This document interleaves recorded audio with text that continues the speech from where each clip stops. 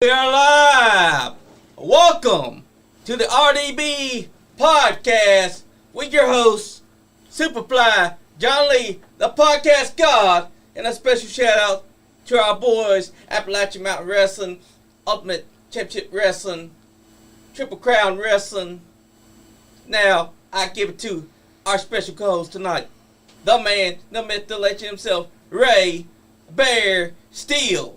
Yes. We got a big show tonight. You know, this whole month has been just action-packed, and tonight, you know, we got In the House.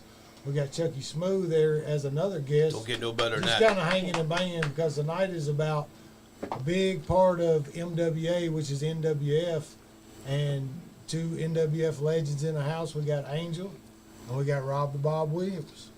And we just want to start off, let them intro and let us know how you got into the business and all the deal. You know, let's get it. All right, cool. Hey, Rob Williams here, from Cincinnati, Ohio. So I grew up a wrestling fan, man. I grew up watching it. My first memories as a kid was going to Cincinnati Gardens and watching Pompiro Firpo and those guys, man. And it's something I always wanted to do. And, told my family, hey, this is what I want to do. And they're like, you're always going to be too small. It's never going to happen. Not going to happen. But back then, man, you didn't have the internet. You didn't know where to find wrestling schools and that sort of thing. So it was a pipe dream. Like, how do I get in there? And then I went to a gym, Harrison Health and Fitness, and I saw a poster for a wrestling school. And I was like, cool, I'm gonna call and get some information. So I called, talked to a guy named Johnny Diamond, who actually owned the NWF at the time. And I could tell the guy just didn't seem to have it all together.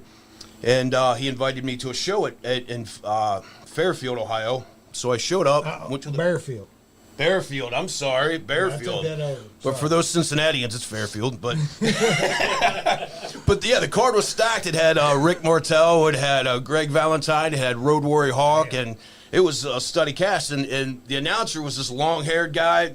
Looked like an 80s rocker. I dug it. And it was... Come to find out later, it was Slick Rick. It was Slick Rick's debut ring announcing, right? Wow. So then at intermission, I found Johnny Diamond, and God rest his soul. But for those of you guys who have met Johnny Diamond, he just wasn't all there. Am I lying? He's crazier than a shithouse rat. I've heard stories. So I'm like, man, no disrespect, but I'm not going to pay this guy to train me. So I just went on about it. And then a few years later, I think 2 years after that, I saw a flyer for a show at Salvation Army in Price Hill. So I went to that show, and there was a guy sat in front of me, long hair, kind of biker-looking guy. And, we watched the show, and they're like, hey, we've got a wrestling school right next door. It's called Bone Crushers. We train on, at that time it was Wednesdays and Saturdays. And I was like, all right, cool. I'm gonna go check this out. I didn't tell anybody. I didn't even tell my wife at the time. And I went to that ring, or went to the school and saw the ring, and I met Roger Ruffen. Now, come to find out, Johnny Diamond was there, and he owned the school, but Roger Ruffen was the main trainer. Right. So I met Roger, talked to him, and I was like, man, I'm all in. And I'd actually met Big Joe Davis prior to that, and he told me, hey, if you want to learn, Roger Ruffen's your guy. But I didn't know how to get a hold of Roger Ruffen. I didn't know anything about him. So when I finally met him, I'm like, yeah, this is it, man. And signed up, and kind of the rest was history. And then I trained for a month, so it was like June 4th when I started. July 13th, I missed that practice because it was the birth of my twin daughters. It was the first practice that I missed. And a buddy of mine that was he was a wrestling fan, but he didn't want to get in the wrestling business, but he went to Bone Crushers during that session. And then after, my babies were born and went home, and my buddy called me, he goes, hey, man, there was a new student at Bone Crushers. He's like, he's kind of a biker-looking guy, but he's got something. He's really good. I think that you guys would do really well when you eventually get to wrestling. And I was like, okay, cool, whatever, and dismissed it. Then I showed back up at practice that Wednesday, and then I met this guy, Angel, and completely different backgrounds, man, but we just hit it off right from the start. There was chemistry there right from the beginning, man. And before you know it, we were partying. We'd go to training, and we'd party afterwards, and we had some crazy times. We talk about what kind of pro wrestlers we were going to be, and this and that, and it just right from there. We were like peanut butter and jelly, man, and kind of that was how I got started. It's going to be 30 years. What, next year? Yeah, it'll be 30 years. It'll be 29 years next year. 29. Yes. We've known each other for 29 years. 29 years. Yeah. So we started training together, and we were dead set that I was going to be the pretty boy baby face. He was going to be the nasty mean heel. And it's funny how it started that way, and then we completely flipped. And so we've got a lot of great memories. And we always wanted to work with each other when we wrestled. And Roger Ruffen, it's like he had a crystal ball. We wanted it so bad. He's like, no, I'm going to keep these guys separate. So when they finally get together, something's going to happen. Although we did have our first match together in Williamstown. We were the curtain jerkers for that. It was a main event. It was a main event match, and everybody was like, "Well, how are we going to follow that?" Right. Yeah, we were like, "We don't care." First match, we did everything we learned how to do, man. Everything. It was in Williamstown. Me and Justin did that at BB or what was it? Was that in Indiana? Bad the Bone. Whatever. Yeah, BBW. We did that. They put us on opener. Me and Justin Idol. Then dude comes to us is like, y'all could be a little stiffer. And I'm like, I mean, y'all wrestle both of us. Like, you know, it ain't light. Yeah. Oh, we would kill each other in training. How'd you get in? Oh man, pretty much the same. Same. Yeah. I did some of the tough man contest up in Cincinnati, where you go on a Saturday night. Contest, You go on a Saturday night, get drunk on draft beer, and you get in one of those pyramid system things, and you all get in the ring, and you just one at a time just beat the heck out of each other, you know. So I did that a couple times, and didn't make any money, didn't win anything, but quickly figured, heck, I can make it to like maybe second or third round pretty good before I'm too drunk and I just, ain't worth a crap anymore. So I just started doing jobs and bet it on myself, made some money, and next thing you know, I'm down at Bone Crushers, wanting to learn how to be a professional wrestler. Met Rob. Actually met you at the Salvation Army. Mm-hmm. Well, when I said the long-haired biker guy sitting in front of me, we didn't know each other, but it ended up being him. Yeah. Right? We were at the same show, man. What kind of fate is that, right? Wow. Tuffy Jr. says, "What's up, guys?" What's up, Tuffy? We love you, dude. Sorry we missed you yesterday. Wish you were here. So, what I talked about last week was the bringing NWF and MWA together. And I talked about the styles. And, I mean, honestly, to me, you guys, Justice, Cat, y'all are hybrids. Y'all are half of each. Yeah. Because to me, a true NWF guy, and this is what I said, and it's no knock. Like I said last week, you will never meet an NWF guy that can't work. Yep. What I think they lack is working the people. And MWA's the opposite. We may not be able great technician wrestlers, but we work the shit out of people. So that mesh, but you guys were a hybrid because you could do both. We wanted to do both. But the typical, guys, they talk in the ring and they can work. Jay, all them guys can work, but they didn't spend a lot of time on it. Like Kurt cut my song in half because I spent so much time out there with the people. Yeah. So that's what I had said about things. So what is your interpretation of the mesh of the two? Yeah, you're exactly right. I mean, we got our start in NWF, but really we cut our teeth at MWA because as we started training, so the guy that owned the building where the wrestling school was, he started letting his ego kind of get out of control, and then he split with Roger. So then while we were still in training, we were starting to have some matches, but we were still technically in training. Yeah. And we lost the school, right? Yeah. Prior to just losing the school, probably 2 weeks before we lost the school, we rode down to Georgetown with Prince Justice and Wildcat Chris Harris. And those guys have about a year or so, maybe a little bit longer. They started before we did. And they had gotten on the show in Georgetown because of Ivory Nichols. Ivory Nichols, I don't know if you all know him. Yeah. Great worker, but he was out of Dayton, Ohio.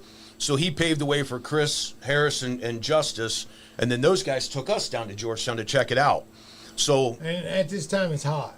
It's hot. It's on fire, man. It's on fire. And it's unbelievable. You can't describe it. No, the energy was just unbelievable. So we went through the front door. We bought tickets, and we sat on opposite sides of the audience because we knew eventually we were going to be working with each other, right? That was our dream. You sat on the face side, and I sat on the heel side. Yep. And during the show, so we watched. We just sat out with the fans and we watched. And we were always like giving each other the eye, like, yep, okay, we got this. And then after the show, we went outside to meet Justice and Kat. And Danny Fargo came out and he met us. And he started talking about all the history that came through there. And he was talking about like Dustin Rhodes and the Poffos and Savage and all those guys who'd been through Georgetown. Which is shoot. Dude, my eyes like lit up. I'm like, holy shit, like this is like a legacy here, and we got to be part of this. So he's like, if you guys are interested, come down next week. Bring your stuff and come down next week.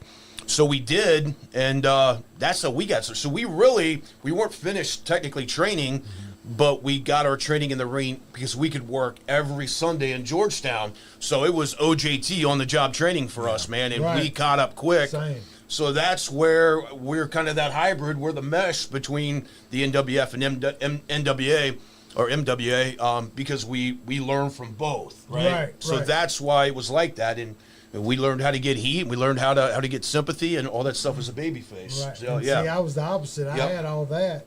Well, not baby. You know, I was not babyface. You're always a babyface. When I went to NWF, I got polished. Yeah. I had to learn how to work. I couldn't just beat and knock. Like I had dude, them guys could go. Yes. Like, they could all go. So you had to learn how to work. Yep. And you couldn't stiff them. Because they was kind of whiny. You know, Oh, some yeah. of them, you Oh, know. yeah. Yep. You remember? You Beach, I will say Beach's super kick got outlawed. you kind of came in during the next round of NWF guys. Right. So there was Not us you and some guys, other guys. right. The Beach, Jason Cross, some of those Nick Rivers. Those Yeah, guys were Beach coming in a was little stiff. later. Oh, my God. Yo, Beach has always been Beach stiff. was stiff, Absolutely. But great worker. Yeah. Awesome worker. Yeah, we love you, Beach, but you're a stiff fuck. Yeah. His super kick got. I've Roger always would said not Beach let him was the use stiffest it. guy ever worked. At the Madison Theater, He's snug. Beach comes to me and Justin. He goes, "Hey man, I know it's funny and stuff, but y'all really got to quit ribbing me about stiffing people." I said, "Bro, we're not ribbing you about stiffing people." And he goes, "Cause Fargo just banned my super kick." You know, I mean not Fargo. Roger just banned my super kick. I said, "You shitting me?" He said, "No, for real, I can't use it in the match." Wow. Donnie Green said, "What's up, guys?" What's up, Donnie? What's up, How are you, Donnie? brother? Brian Beach never stiffed me. I mean, You must not have worked with him then. his Nah, head probably was not. still ringing. I worked him a few times in Georgetown at the flea market. Yeah. I mean, Brian had a lot of potential, man. I think he was one of the guys we kind of took under our wing because he was like the next round of guys coming up. And I took him to Sturgis. We did a show during the bike rally in Sturgis in 2022 or 2002. I took him out there. It was kind of the first time he'd been out there, and he was a good worker. Jason Cross, really good worker. There was a lot of good workers that came. Those guys could move. Yeah. But that was almost kind of the transition of going from bigger guys, because I was a small guy and the whole time I was there, starting out. But then those guys came and they were even smaller, but then they were more athletic. So that was really the onset of that more high flying style. Right. Yeah, those two were the biggest ones out of the whole group. They that were second group. Yeah, I think so too. With the exception of a couple here and there. Right. Alcatraz and those guys. Oh right? yeah. Big old pot belly. But so there was a totally different generation. I'd say one thing we learned in MWA, because in NWF we were planning our matches out, right? Everything was, this is what we're going to do, and that was our style. But then we started going to MWA and working with some of the old timers, and then everything is on the fly. So that was baptism under fire for us, and we're like, cool. That's when we were cool, learning. Man. Absolutely. That's when we were learning. So I like to think that once again we're one of the last generations to be part of that learned how to walk and talk. Yeah. Right. Because Had to. everybody else was now I will say I preferred to call everything in the back because I like the smooth match. I like to talk certain things over, like 2 or 3 things, but then ad lib some. Yeah. I mean, you got to listen to the people. That's one thing. Right. We would plan exactly what we were going to do, but we could call it on the fly. If they weren't buying it, we weren't going to try to get our shit in. We were going to call the audible. But I'm very fortunate that we kind of grew up in that time that we learned both ways. We get a opener and get a finisher together, and the rest is fucking. Yeah. Plus we separate locker rooms. Yes. Separate, Yeah. a lot of people Some of the say that. shows. Oh, Yeah. God, that's rough. Yeah. Walkie-talkie's trying to talk or whatever it was. Yeah. I remember when me and Big Sue, I think it was Mount Sterling with Yeah, 'cause Fargo. Mount Sterling at first was separate locker rooms. Yeah. And we were working with the Bushwhackers. Yeah, I think it's the Bushwhackers for a 4-day run. Yep. Yeah. And this is like the first big guys I've ever worked with. Yeah. And Sue was just sitting there like, oh yeah, it's all right, it's all good. I'll start. Shout out to Sewer Slime. Yeah, wherever he's at. And That cat's another cat, different kind of the cat. ref came over and said, hey, Luke said just listen to him in the ring. And we are like, oh, okay, no problem. So we're going to call it in the ring. Sue was like, you all right? I'm like, yeah, I'm scared to death. Yeah, I grew up watching these guys. They're kind of my idols. And he's like, oh, don't worry. I'll open it up. Just, relax and get familiar with it. So we go to the ring. We're both in the ring and stuff. And he gets out. And I'm sitting there looking. I turn around, and I'm going to get out. I'm like, hey, you're supposed to be in here. He's like, nope, it's all you. And I turn around, and there's both of them. I'm just like, oh, man.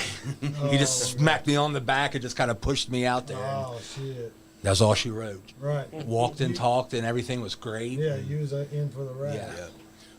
He knew you could handle it. Yeah. The very first night that we were in Georgetown, and we were always taught that by Roger, because Roger's the best trainer out there. Oh, man. Yeah. But you just always say yes to the booker, yes, and got it, and you go on. Yep. So first night in Georgetown, I was opening match with Terry Allen, and Fargo came up to me and he says, "Okay, you all going 10-minute Broadway?" "Yes, sir." "Got it." I had no idea what a Broadway was. I was like, "All right, got it." I've been there. Yeah, all right. I Yeah, didn't know so what nothing was. yeah, I went and I think I found Justice. "Hey, man, what the hell's a Broadway?" And he smartened me up, and I was like, "Okay, got it." But it was just, I remember that was my very first show in Georgetown, man. Do you remember who you worked with? No, I don't. A lot of chair shots over the years. Drank the We could bottle. probably find it on one of these. Oh, That's Bobby, true. Bobby Blade's page. He's got everything. Rated X is tuning in as well. What's up, X? And Tuffy Jr. had a question for both of y'all. He said, what was one moment in y'all's career that you told yourself you'd never forget about? Wrestling Tuffy. The pile of shit you looked for the owner of the damn baseball or soccer complex. Can you expand on that a little bit, Chuckles? Funny rib.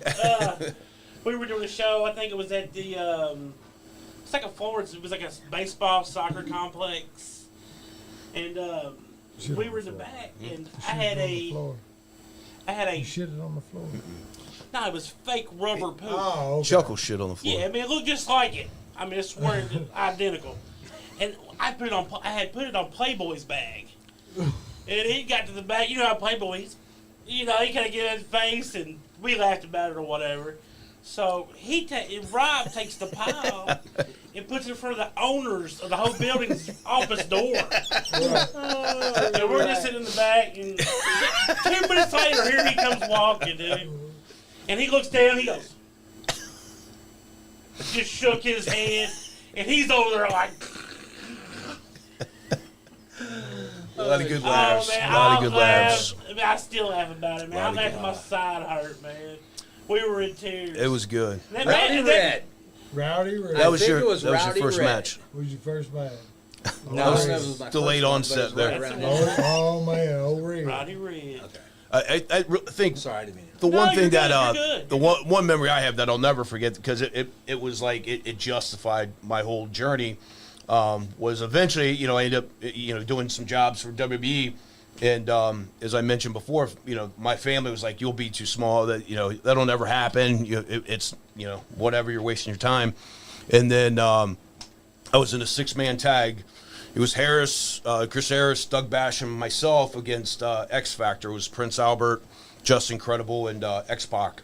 And we were the match right before Raw went live. So for me, I'd done other arenas in other cities, but it was coming out in U.S. Bank Arena, which is now the Heritage Center, in front of a sold-out crowd right before Raw went live. Right. And it was sold out. And I'm like, I made it, right? Right. Even though I wasn't under contract, Yes. I'm like, Yeah.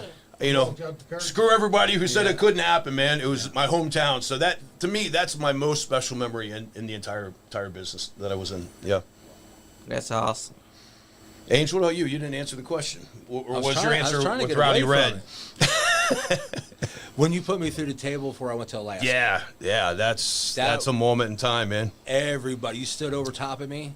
looking down, and everybody was just dead silent. Silent. It was one of those. You There hear a was pin no drop. noise, right? No It was like that noise. white heat because there was no Yeah. noise happening. And then when you took your hood off, Yeah. the whole place just went. Boo! Started throwing stuff. I mean, it was like a Road Warriors pop. Yeah, it was I cool. was just like, whoa! I'm just laying there looking at you like, no, that was good.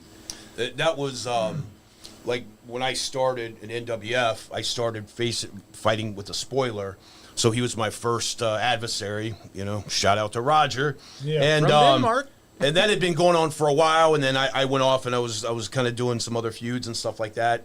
And then, as I said, like we always thought I would be the pretty boy babyface. He was going to be the mean, nasty heel, and the crowd started really like reacting to him, right? Oh, yeah, he was over. So then it got to the point that I was getting beat downs, and he was coming out to save me. So then the crowd would really pop at that. So we were planting seeds along the way, and then there was a match where he was wrestling the Spoiler, because the Spoiler jumped me, and then he came out and made the save, and people went nuts. And then he was wrestling the Spoiler. Then they did a gimmick where they fought all the way back to the locker room. Yeah. And then when they came back out fighting, Spoiler and I had switched, and I had the Spoiler outfit on. And then we did a couple things. I hit him with the chain, pulled the table out, and then I pile drove him through the table, and then I pulled the hood off, and the crowd just was silent. It was just Right. real. But that goes And back bought to every bit of it. Even my family, they're like, why would you do this? Yeah, right. And Man, that was- but at that time, I was one of the top baby faces in MWA too, Right. right? So we had to do it down there as well, Right. Because that was the time that Roger started kind of running the MWA. So we also had to do the turn in MWA as well. Plus, we had So- like 20 people from MWA coming up to Peels in Oh, yeah. Harrison. Right, we had NWA Everybody- people people coming, and then followed, Peels yeah. was going down to Georgetown. So then we started cross pollinating the crowds. Yeah. So that was cool. You guys mentioned this guy before we went on air, Bobby Blade. He tuned in. He says, Bobby Blade. "Love both Angel and Rob. NDX for life." Yes. So hey, Bobby, we love you, man. Love you, Bobby. Yeah, he's one of my favorite guys ever to work. Yeah. I love Bobby Blade, man. That dude was so talented, and I just never. I wish that he would have had a bigger run while we were there with us. But man, he was my first run in MWA. Was he? Yeah. He was just. He was always. You knew if your name was with Bobby, you were gonna have a hell of a match and tear it down, dude. I love that guy, man. That's how we feel every time we have. He is stiff. He's probably stiffer than Beach. That's how I got to be stiff. Would y'all I say went that his elbow drop is the stiffest move that y'all ever took? 100%. Yeah, I think that's why Angel think that got mullet- some answers. That mullet is stiff. No. Yeah. Sam's chair shot. What's stiff? Brother, I'll never forget that. The day Oh I man, Sam's chair Sam's shot. chair shot, dude. It's like getting hit with a baseball bat. And I mean, We because couldn't he asked see- me, he he's couldn't like- see. When you he were was there, like, he how many couldn't would see. you take? And I've taken chair. Yeah. No, it was trash can. It was Oh, two okay. cha- I was like, I'll take 2 or 3. But he hit me at that first one. I was down. I did not look. I was not getting back up. And then he's pummeling you. Yeah. Like, dude, So I he can't starts do hitting nothing. me. You're just hitting me like 100 and Chris, times. they couldn't get Chris's music to play because Chris was the commissioner. He would come out. Chris and Hayes, stop it. yeah. And so he just comes out. He said on the mic, he said, "I can't bear to watch it anymore," because I was dying, bro. Like like I'm in a fetal position, and Sam's just, well, Just way well, Yeah. Everyone hurt. But no, I talked about you guys last week, and because we've been talking about this month and how good it's been and all the people we brought. So with Rob, I was just talking about.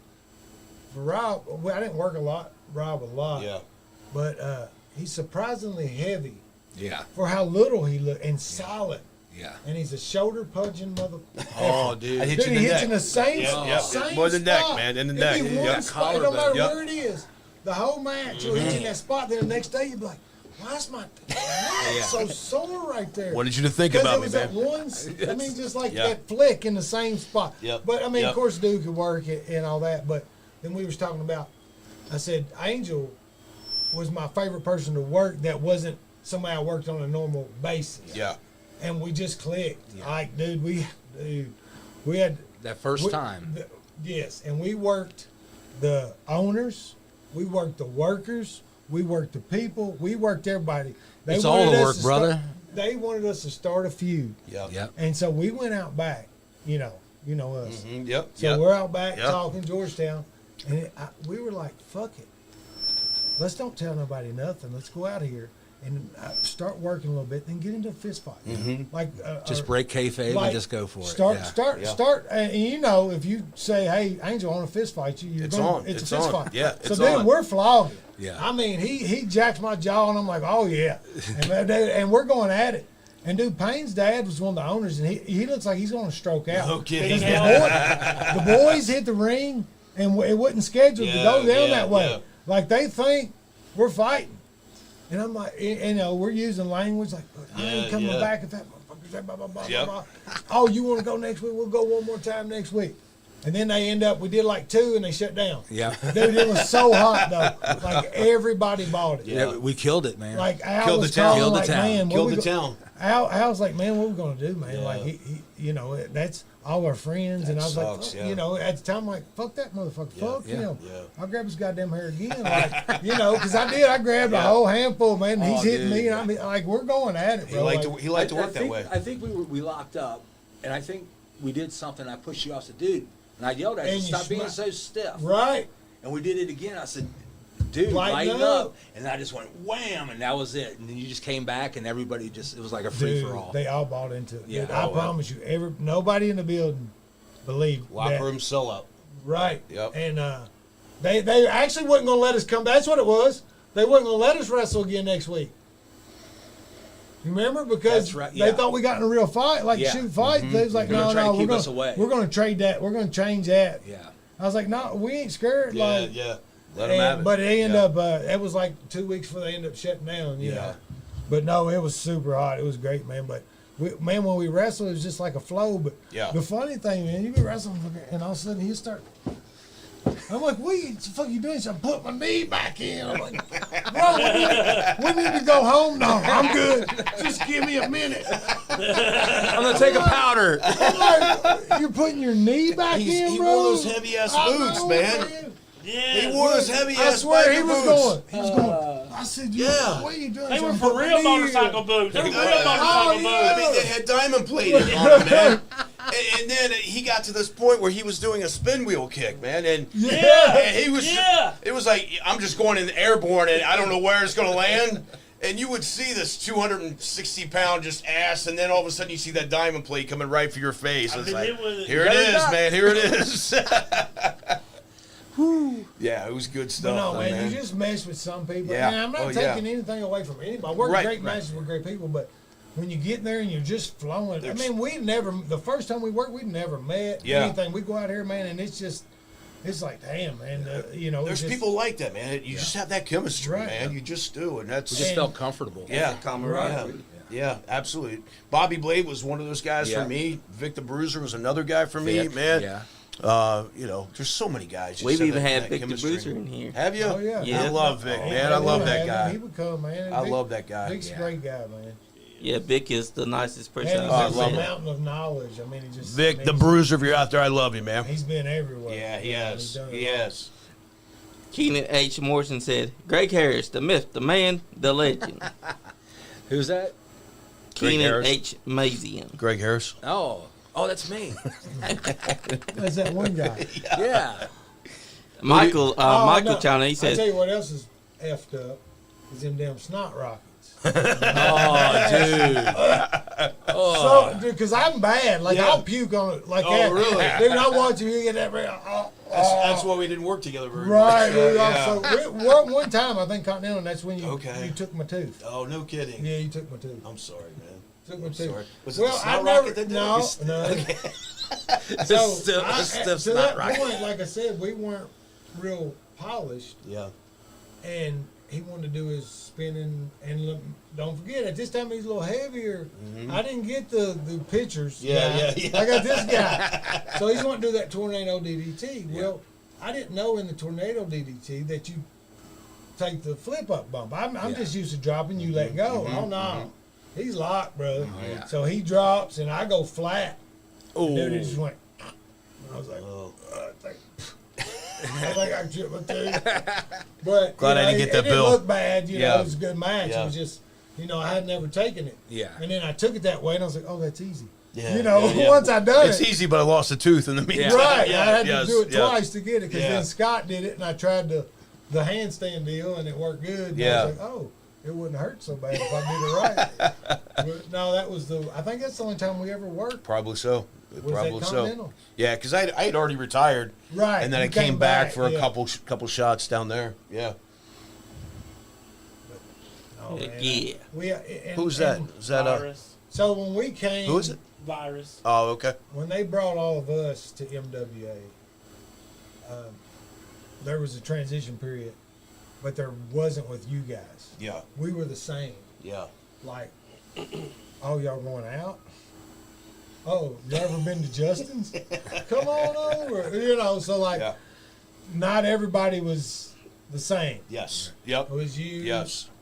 you guys, Justice, Cat. Every now and then would come, but the other guys were, you know, they didn't do the same things we did. They went out and did things that just wasn't the same. Right. It was. Wasn't fun. We're going out Yeah. and getting drunk and fighting, I mean, for us, waking it was. up wherever. Like, We you know. were living the gimmick, man. Right. We were That's right. traveling.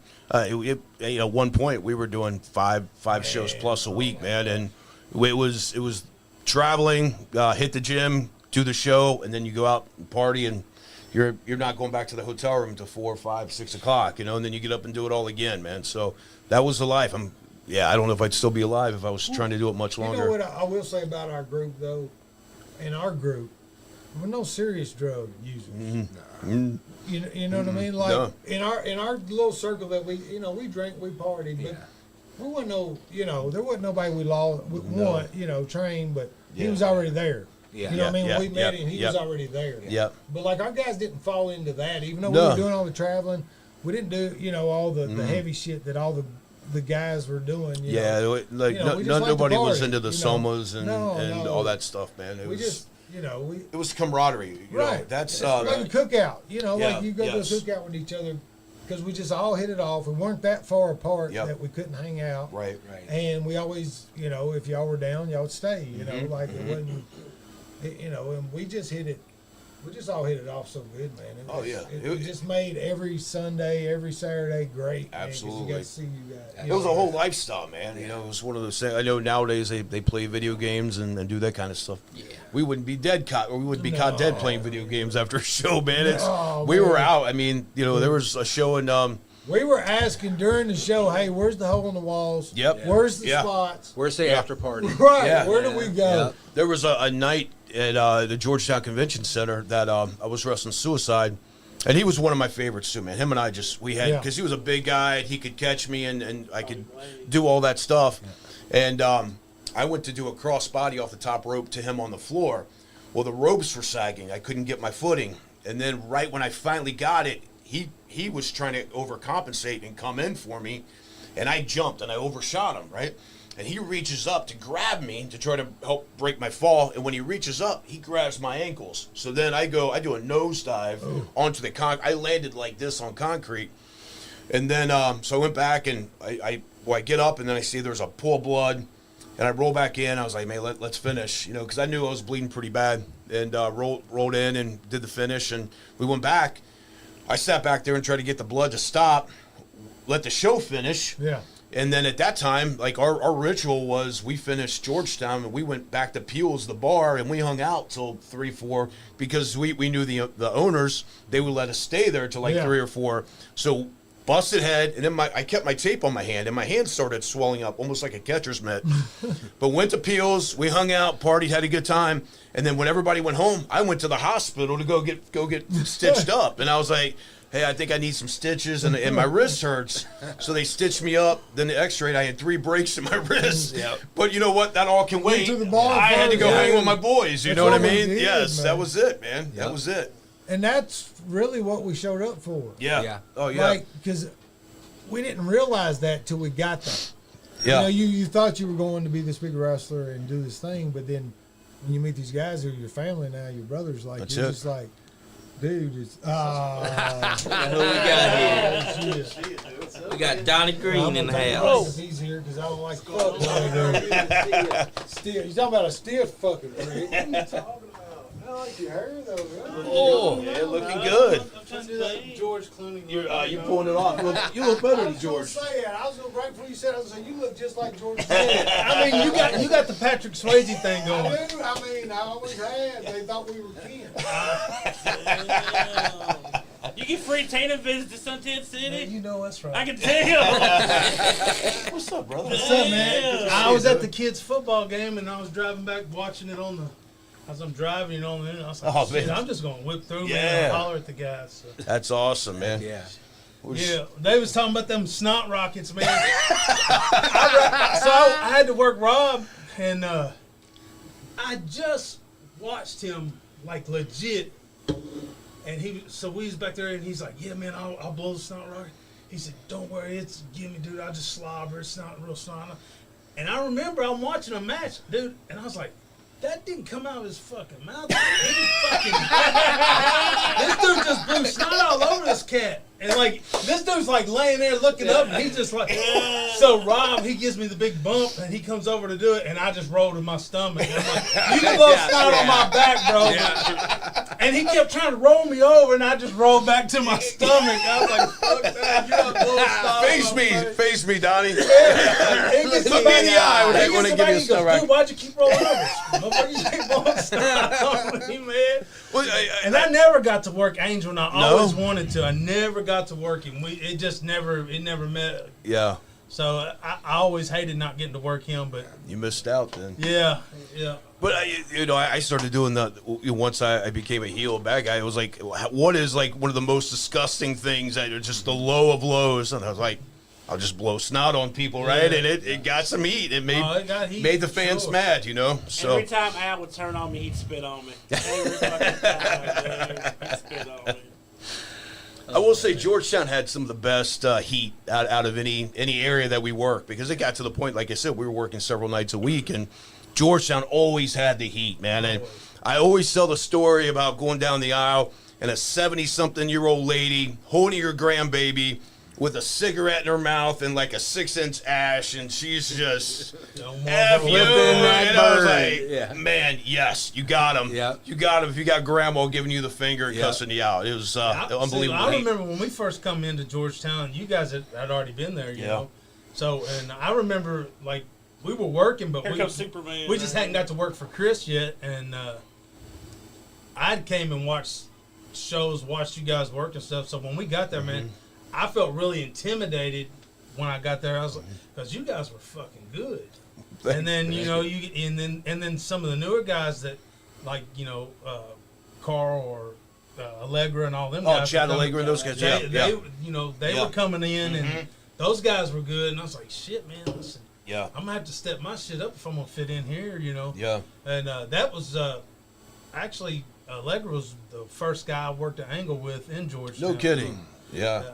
We worked I bet we worked a 6-week Angle, and I didn't win a match. 6 weeks. 6 weeks, never won a match. He beat me every week, and then I just beat him down after the match. Roger's like, yeah, after the match, put it to him. Yeah. But I would get so much heat. Roger was like, you don't have to win a match. No. Yep. You just He's get like, it back. dude, you're getting all the heat you need. You don't Just even get need it back. to win a match. Yeah. Yeah. Yeah, I did the same thing with Jay Donaldson when he come through there. Yeah. Jay's a great kid, man. I never won a match against either one of them guys. I never cared about winning a match. I just wanted to get paid. Yeah, Yeah. Get paid and go to the bar. I can count on one hand how many matches I won at NWF. Yeah. I tell Roger. How about as many as I won at the MWA? Yeah, I tell Roger, like, I give you a light bulb count, buddy. That's Didn't something. he pay me? That's I something think I he's hated, Chuck. I mean, when I had retired again, because I retired in 2002, then I came back for a couple shows at Continental, and then I retired again, and then Ainge went back into wrestling at the NWF, and then he won the title. And I remember I was at my grandmother's house, or my wife's grandmother's, and I got a call from Roger, like, hey, how do you feel about coming back for a couple shows? I'm like, no, I don't think so. He goes, well, it's with Angel, and I was like, Maybe. I never had my last official match, so maybe. Yeah. So I'll do it. But by that time, man, I mean, our prime had passed, and so you came in, and I wish that version of Chuck had wrestled the 2001, 1999 version of Rob and Ainge. I really would have loved to have that opportunity to do that, because by that point we were just more of a nostalgia act, I think, and you know, we were like the NWF legends to come back, but we couldn't move like we did back in our younger days, you know. So but I hate that we didn't wrestle you while we were in our prime, but we still had some great matches, man, for sure. We did the whole thing with me and Kahuna. Yes, God rest his soul too, man. R.I.P. Kahuna. Yeah, we had some good stuff at Shimmers and in Williamstown. Great, man. And you flipped me in a buckle and you stepped on my nuts. Yes. Remember that? Yeah. Put you upside down the tree and stepped on your nuts. Yeah. Yep. Oh, yeah. Remember that? He did that to me in Continental. He's like, hey, oh, man, he said it's easy. Yeah. You don't love it. It is easy. He said it's great, too. He said, I'll put you up there and then I'm going to step on your nuts. I'll take care of you. Oh, man, that's exactly what I want. You're like, you're right. That is easy. I like it. And he really steps on your nuts. Yeah. And then he grabs a hold of the top rope. Like, no. Every time. Take it home. Straight shoot, bro. It's not a work. It was great times, man. Yeah, it's just the MWA was magical, man. It really was. Oh, shit. I used to love watching you guys. You and Kat. Yep. Man, y'all would kill it. Is that when we were on a team or we were against each other? Against each other. Oh, okay, cool. I liked it when y'all were against each other. Yeah. We had excellent matches together too, man. I'm not a big babyface guy. Like I always like the heels. So when you two were feuding, that was the best. It was good stuff. Because y'all was good. And I know you keep saying you don't get up and down, but you was moving, man. You two were getting up and down, and all the false finishes that y'all. That was in our prime, though, man. Yeah, that was in our prime. Exactly. Yeah. But, man, you would have the crowd just all the false finishes, and that's something that we learned when we started working with you guys. Yeah. Is we never did all those false finishes. Right. Before. Sure. We didn't know how to implement them in the matches, Right. and then after we started watching you guys, I said, like, shit, man. So then you learn how to get the crowd on the edge of the chair. Yeah. And it's all psychology at that point, right? Well, we had none until we started working for Chris. Yeah. And I remember having a match, and I could hear Chris in the back screaming. Yeah. What the fuck? You know, and I'm like, what the hell is he so mad about? And I get back, and then he would break it down to me. Yeah. And then I'm like, damn, okay. Now I'm starting to get it. Right. And I really think that was the fusion between the NWF and MWA, right? Like, we did a lot of those false finishes in the NWF. Yeah. MWA was a lot more brawling and Mid-South style, but I think during our generations, I think we were able to fuse those two together, you know, and that's why those matches were just fire, man. Because then you with the working the people, and then you all, you learn all the spots, and then you put it all together, man. Yep. There were some great matches in Georgetown. 100%. You could have took them anywhere. 100%, man.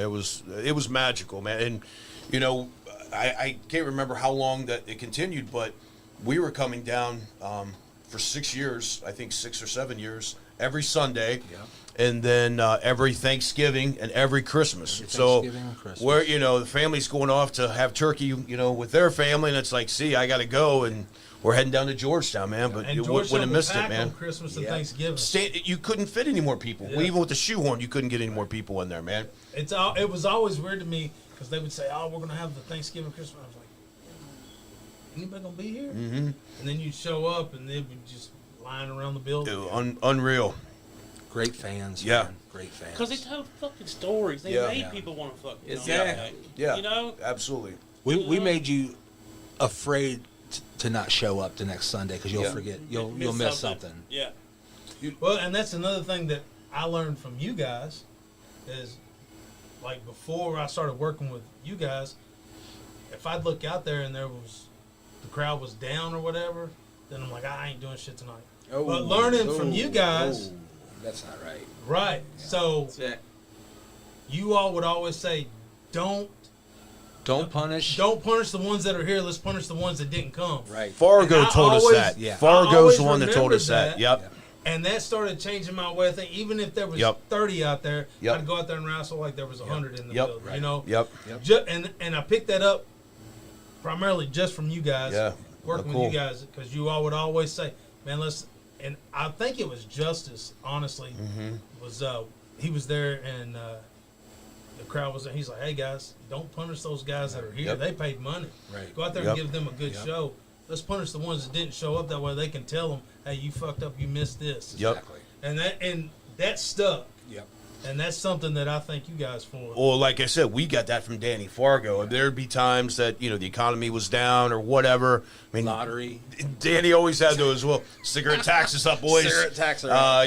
The lottery's up now. Everybody spend their money on lottery. Gravy. But that's what Danny used to say. And I can say I remember hearing that from him, and we took that. He was like, "Don't punish the people that came." I'm like, you know what? You're damn right, man. Yeah, Let's and that go never out there and clicked do it until all. I heard you guys say it, man. I'm like, Yeah, man, I'm not going out here killing myself with 30 people. yeah. But y'all were right. So, you go out there and you still have, and even though the crowd's down, it'll start growing. Absolutely. It'll gradually grow back up. Absolutely. But if you go out there and give them shit, they're going to go out and say, well, you didn't miss nothing. Yep, that's it. That's what kept everybody coming back at the Georgetown Convention Center, man. Yeah, it was magical. Yeah, I That's loved it. what happens when you tell a story with every match. Yeah, every match, I remember we did a fair show for Fargo, and I was wrestling Suicide at the fair show, and Bill Dundee was selling his gimmicks, and then, Sue and I, we used to do everything, man. We threw everything out there.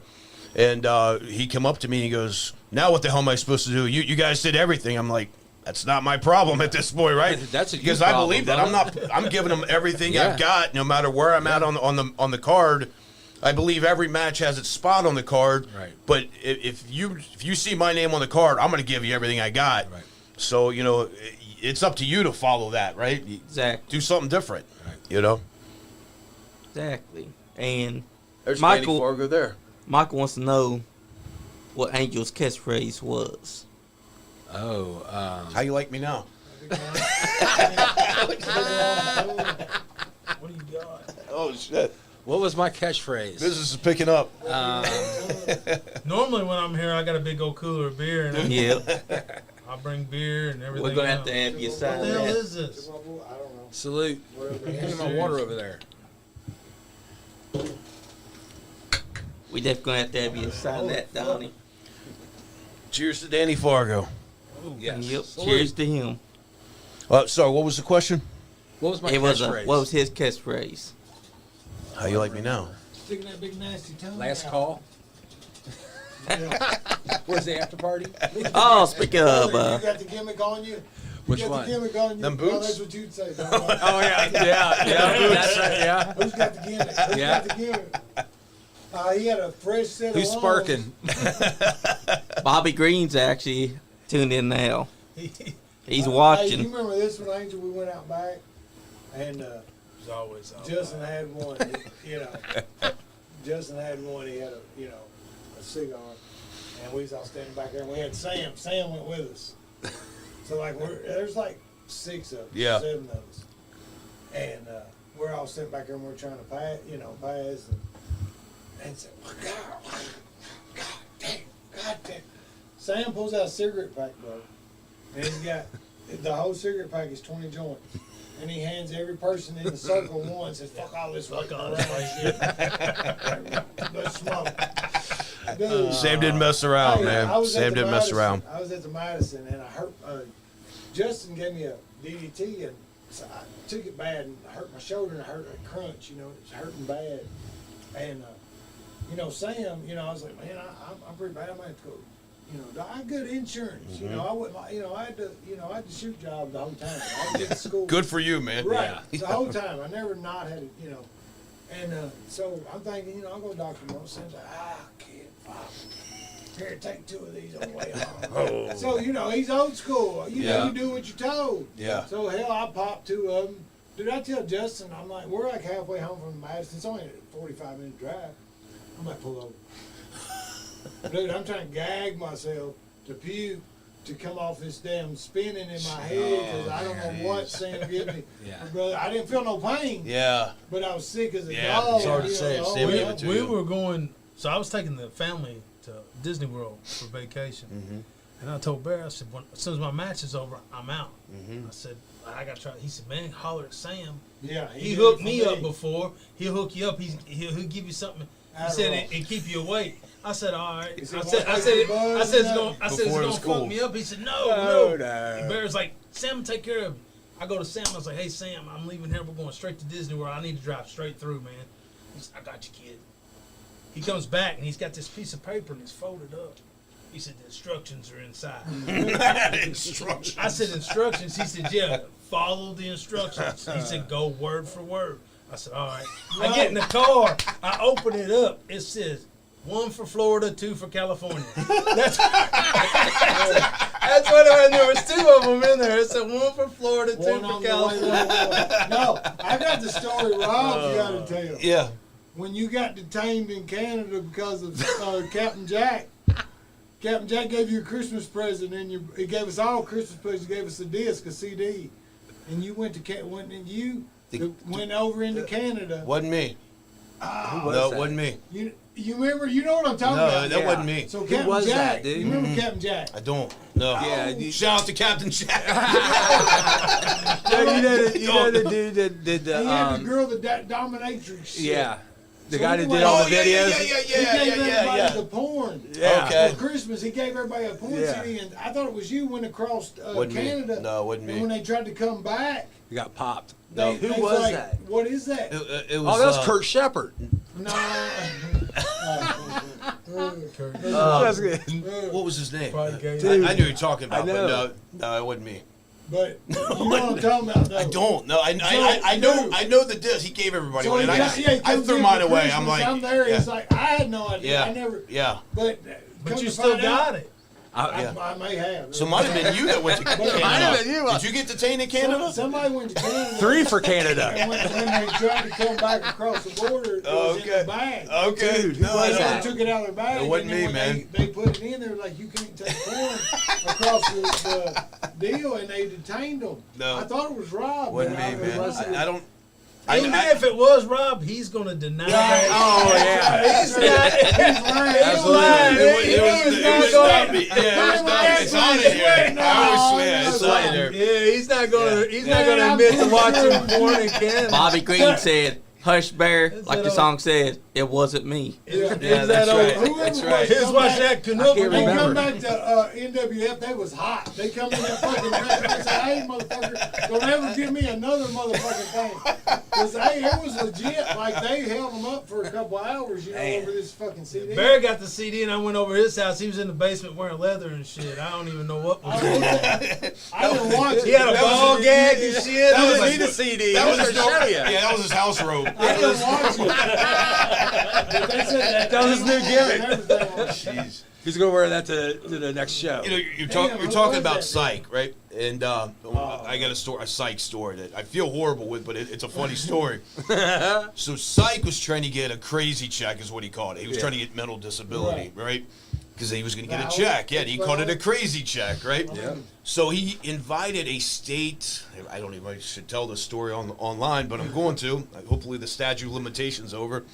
But he had a state council person that was coming to a show in Wilmington, Ohio. Yeah. And he's like, man, I really need you to hit me hard. Oh, you were working with him, wasn't I you? was That's working right. with him, Yeah. right? And I had the NWF title, and it was Yeah. going to be Psych. And he goes, I need you to lay it in. I was like, I can't even imagine. all right. He goes, I'm going to tie myself up in the ropes and do this. All right, cool.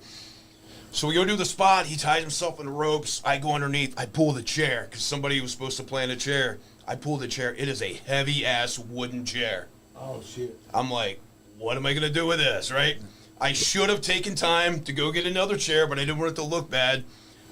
All right, I slid it in. Because I once you get pull in it the out, you can't go back. Right, it's like, no, this one's not the right one. This Yeah. isn't the right No, gimmick you're stuck chair, with right? it. I mean, it was a heavy, heavy chair. I slide it in, I pick it up, and he's like, lay it in, kid. All right.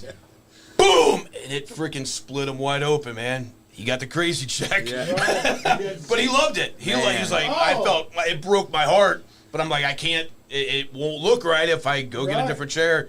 And he's like, brother, thank you so much. You know how Sam was. Yeah. He goes, that was perfect. That's exactly, Man. freaking, just bleeding like Real a stuck deal? pig. Yeah. Sue hit Pop with a mailbox. And you Pop know the is lip- Sam for years, yeah. The lip around the mailbox snagged him, and he hit him, and it just caved the whole mailbox in. remember that. And he pulled down, and it just scalped him in reverse. I mean, it just Yeah. pulled. And he loved He it. went down like Loved it. that, and he just put his hands up and just flipped it right back. Went over to Doom. Doom took him in the ring, took it home. Dude, I mean, it was just like a bucket of blood Yeah. just right. dumped Yeah. out of his head. The one time I worked him was at the Madison. That was the trash can deal. Well, Okay. When we first started the match, He's like, give me a bill over the rope onto that stage. Okay. I mean, 60. So, I give him a bill. Well, he pops right back up, so he gets in the ring, same deal. You got to hit me, kid.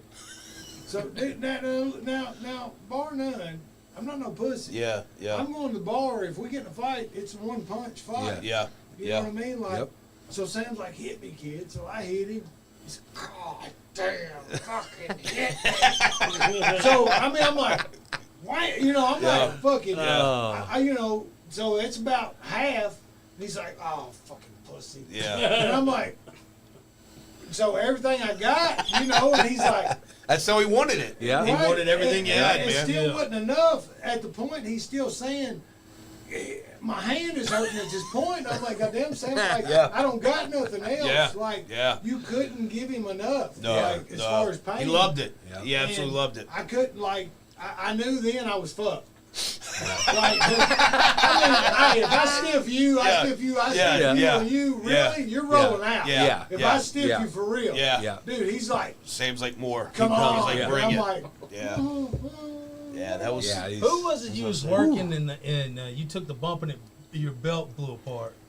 Was it Stamp? Stamp, so, no. Oh. Yeah, you took that So fucking Stamp- choke slam so off the Stamp top wanted rope. to say, he said we were doing the gimmick at the Madison. And Stamp goes, brother, go to the top. I'm going to reach up, give you a choke slam off the top. Cool. That's just a little bill, top. I'm ready for that. Remember, I'm not polished. I've not been practicing moves. So I get up there. Stamp's a big fuck. Yep. At this point, it's before he lost the weight. Yep. Shit. He's a big fuck. dude. Yep. And I'm a big fuck. He grabs me. I don't know how both them big Right. fuckers got up there. And then he walks the ropes. So we're both on the top. So now the choke slam's not from the top. Yep. It's from the length Yeah. of Stamp Yeah. to the bottom. Yeah. Brother, fucking. Yeah, because in his mind he thought Stamp was going to stand on the second rope. Right. Just, Sure. Or not even get on the ropes. Yeah. Just Yeah. grab me. Yep. And you take the slam. bump off the top. Yep. Well, he comes up there with me. Yeah. We're there now. I got to go. Yep. Came back Yep. up. Dude, I hit, ass hit, head hit, belt fucking snapped. I couldn't find my pants. So Couldn't find your pants? I had Al's pants. I had Al's Yeah, pants. so they were too big So for they him. were too Oh, big. oh, So okay, when that okay. belt snapped, They the went over. pants are fucking, bro, they're not coming up. And I'm in a concussion. Dude, I'm Oh man. I you ended up think coming it's out during that match. 8 foot to the top. Yeah. Well, Yeah, Stamp's yeah. 6'2". Yeah. He's on top. Plus, I jump. Yep.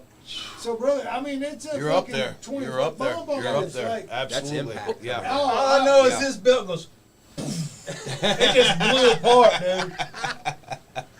Red X said you should use the headbutt on Sam. See, there's the same. Yeah. It would when I have. first run You would out, have I been stiffed concussed the for X. sure. Yeah. I stiffed the X my very first. Oh, run did you out. really? Dude, I gave him a pop knot. They said give him a headbutt. I said I don't know how to do it. Fargo said I'll just put your hands up there and hit it. I said, okay. Woo, fucking X going. He fucking stiffed me. I'm like, oh my god, I'm gonna die. This is the #1 guy and he's dying, and I'm not even had a match. Yeah. He doesn't know who Yeah. this guy is running in.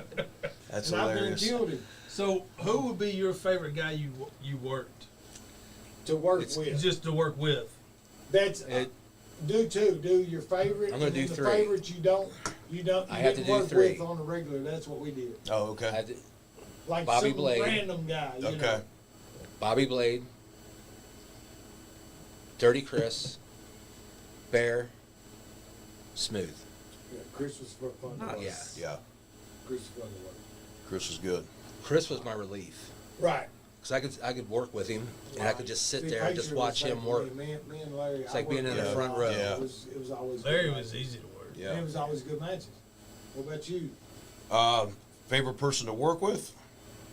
I mean, age definitely would be. But we one of never those worked. guys. Huh? We never worked. Yeah, we did. I know, but not We really. did like the Not whole like you wanted to. not as often, but I think it made it even more But that's special, like, right? well, it did, but Because ours was I don't know, a 20-year storyline, yeah. right? Like Yeah. when I turned, when I was the spoiler and I pile drove you through the That table was- at Peels, That was 99. and then he moved That's to when I started. to Alaska, so he was gone, and then he came back the next year to visit, and we did Angel's Revenge match, and that was the first match I ever stood in the ring. And when his music hit, man, I swear to God, I was like, wow. It was, the only word I can use to describe it is electric, man, because it was a year in the making, right? A year in the making, and he came back and he whipped my ass, during that time, and then it kind of dissipated. Yeah. And then we really didn't lock back up on a regular basis until I retired, you went back. You got the NWF strap, and then I came back so we could have our one last match because we were each other's first match. We trained together. We knew, like, he's one of those guys, man. Like, we didn't have to talk. Like, I could just, I could watch his reaction. I could see his eyes. I knew exactly what we were going to do because we had trained and everything. And then we came back, and then that was my official retirement match. So, I mean, that was a 20-something year storyline. Right. So by far, that was probably the best that I ever had. Yeah. Yeah. Was Angle. Yeah. Bobby Blade was another guy, man. We clicked well. I think that was a given to me and you working together. Yeah, absolutely. Yeah. I mean, we've been connected like peanut butter and jelly from, month two. Me and him was the same way, but the problem was we were both top heels. Yeah. So you flip one of us. Yes. It worked, Yeah. so They then flipped me. I was a shit baby. So they always had to flip it on me. Like, they always had to flip it because I hated it. And we had that I same hated build every up. minute of We it. built our match up for a never whole wanted to do it. year. Yeah. We built a match. It was a year in the making. Uh-huh. It gets down to the end, and I'm supposed to take the strap, and this motherfucker don't want to give it up. So he breaks my leg. Tuffy agreed. So He he didn't want breaks to give it up, He Barry. didn't want to give it up because I was like his virginity, I kept too. hearing. Yeah. He's like, I'm about to break. I'm about to break X. X's record. I'm gonna be the longest reigning MWA champ. And, hold it the longest one period of time. I was like, dude, it's your time's done. We get out there and what's he do? He breaks my fucking leg in the ring. And he That's keeps all the belt for fabricated. another fucking year. So I get to come back. But then Tuffy- Anybody without losing it, by the way. The other Nobody guys knows last that. night I had it agreed the that you broke longest his without leg on losing it. He purpose. did it on purpose. I never lost it. Speaking of When X, I lost it, I lost it. You know what I'm saying? I didn't do the back and forth. I had it for like 2 years, and then when I lost it, I lost it. I think I would say, speaking of X, one thing I'm very thankful for is we were both baby faces at the same time. I'm thinking I'm the only guy on the roster that never took rated X's stunner. So I thank the Lord for that. Yeah, because X was pretty stiff. I took extra stunner. I didn't have an issue with it. Age was out of action for 12 weeks when he took X's stunner. Well, me and Sue used to work as heels together all the time.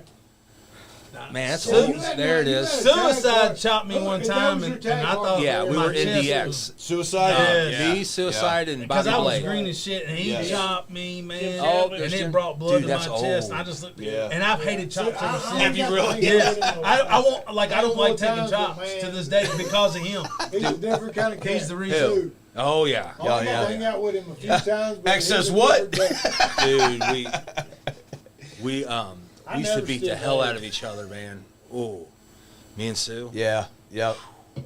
He's the reason Should- I don't like chops to this day. He did. Sue? Oh man. Oh, Age. Yeah. It was how we did it. What?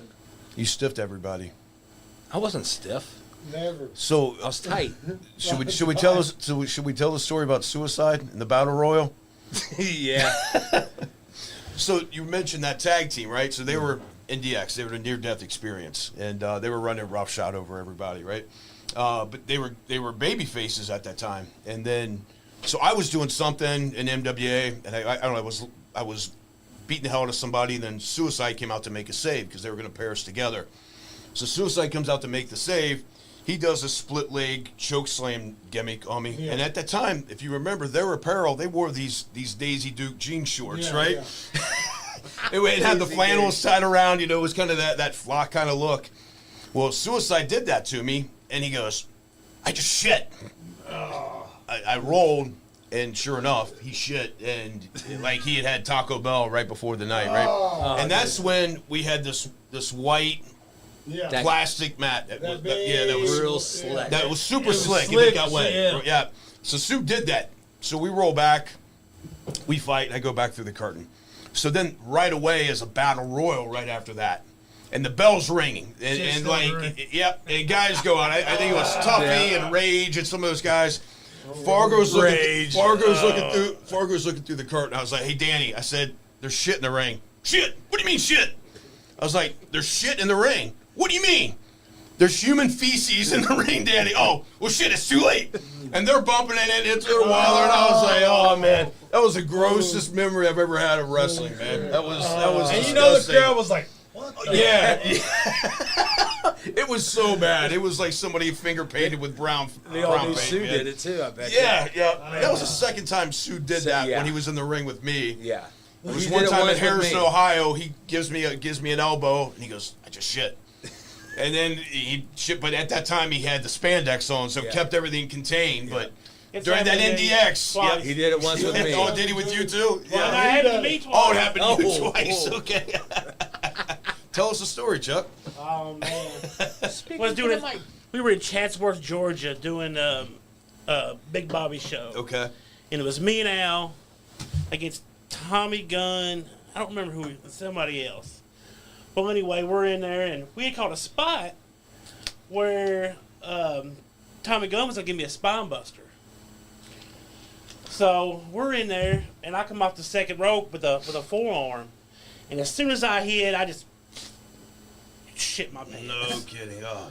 Black singlet, thank God. Put the kids to bed. Oh everybody. man, so I shit my pants, and we're in there, and I said, we're calling off the spine buster. He thought I said spine buster, so he shoots me Oh off, no. picks me Oh, up, no. spine busters me. Oh man, I'm like, oh, shit all the way up his back? Oh no. No. horrible man. Did you have the white overalls on at that point? No, Okay. no. Oh man. Thank God. He come to the back and he just walked past us.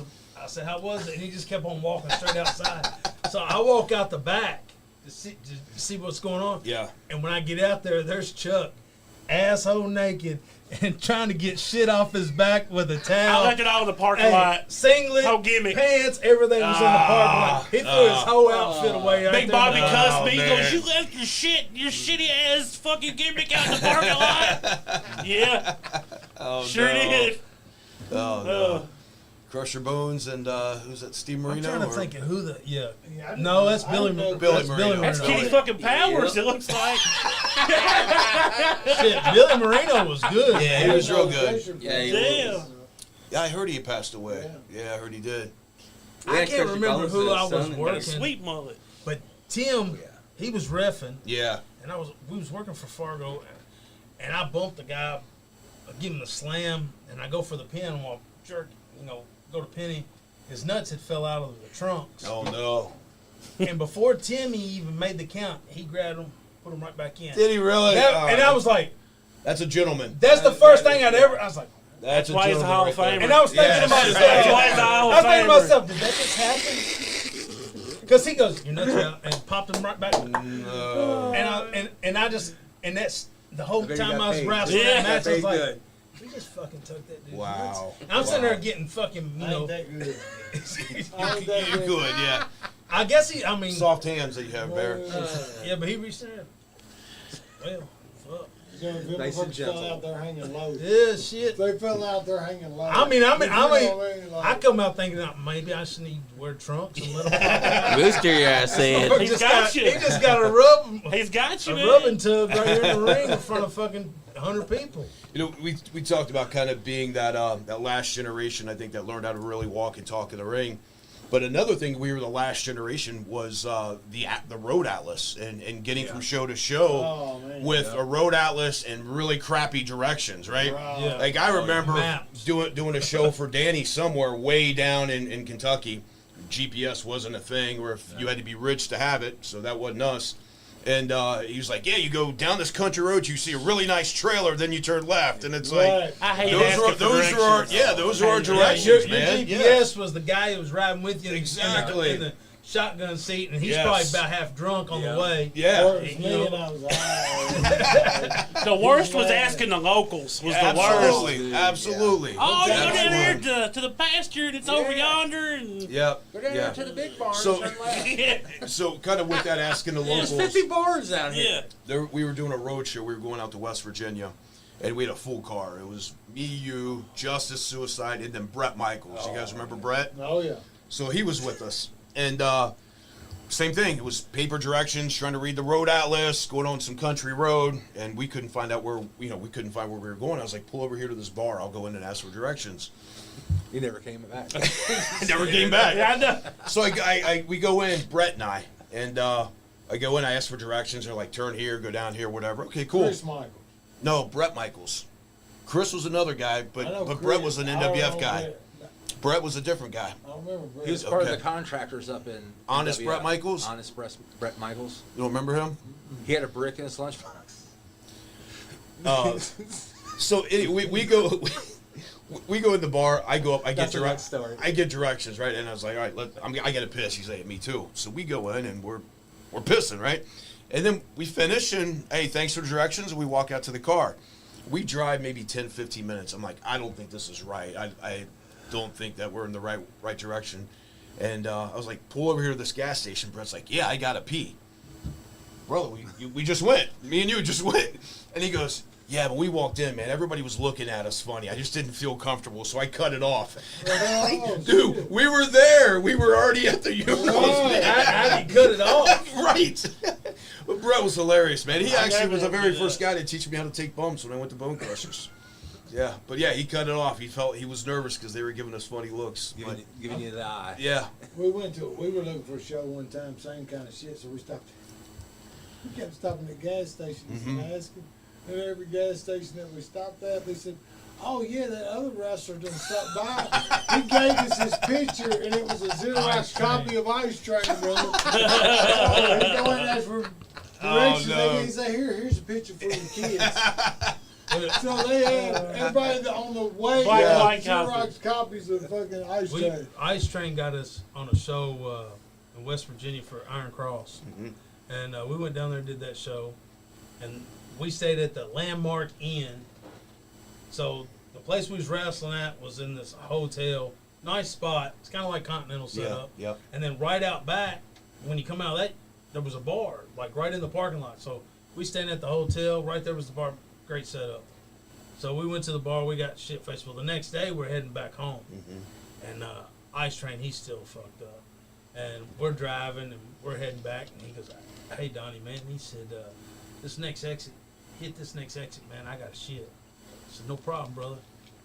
Next exit's coming up, and I see him. He's looking. Right on past it. He goes, "Hey Donnie, man, you missed that exit." I said, "Oh shit, man, my bad. I'll get the next one." Yeah. I passed up about 3 of them. After I passed that third one, this motherfucker's screaming. He's standing up in the seat, and he's like this. Oh, no. He said, "Dude, you gotta stop, dude." He said, "My fucking star hole's opening." He stood up. He said, "I'm serious, man. My star hole's opening."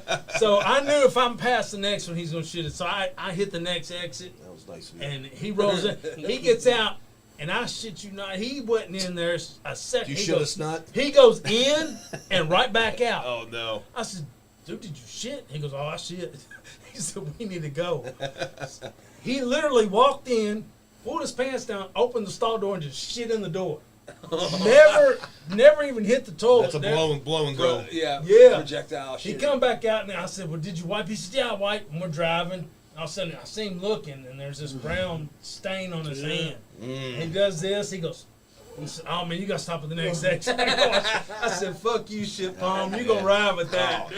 I made him ride with shit the rest of the way. Jeez. That was before you had hand sanitizer in the car, too, man. Oh, man. Before COVID. It was before That was way before COVID, man. Way before COVID. That man caused COVID. But, hey, the problem was, I wasn't even supposed to be driving, but he showed up to pick us up Yeah. from Justin's house, and he had a Jeep. He's like, "We'll take my Jeep." So when he shows up, the bumper's hanging off the fucking Jeep, and there's a mailbox wedged under the Jeep. And he's fucked up like he'd been snorting Xanaxes, you know. Yeah. So when he shows up, I was like, "Dude, what'd you do, Train?" He said, "It's all right. I told her I'd come back and fix it." I said, "Did you talk to him?" He goes, "Well, I hit it, and I just rolled the window down." I said, "I'll come back and fix it." So he took somebody's mailbox. I said, "Dude, you're not driving." That was nowhere." Ice Train? Yeah. Hey, one time we You're was not in driving Sterling, nowhere. and he wore them parachute pants. He took his parachute pants off, and he had his underwear on with on the outside with thermals underneath his underwear. And he was like, "What happened?" Then another time he missed a show, and we were like, "Dude, we called him. What are you doing, man? Yeah. You know, we had a show. You didn't show up." He goes, "Oh, show's on Saturday. It's just Tuesday." The show was over. Jeez, oh Pete. Yeah, man. You know, and the bad thing was, when he was on, he was a great opening match. Mm-hmm. You have a great opening, first, second, third match, you know, and that's what you need. You need that. Yeah. You know, you got to have every player. Yeah, You absolutely.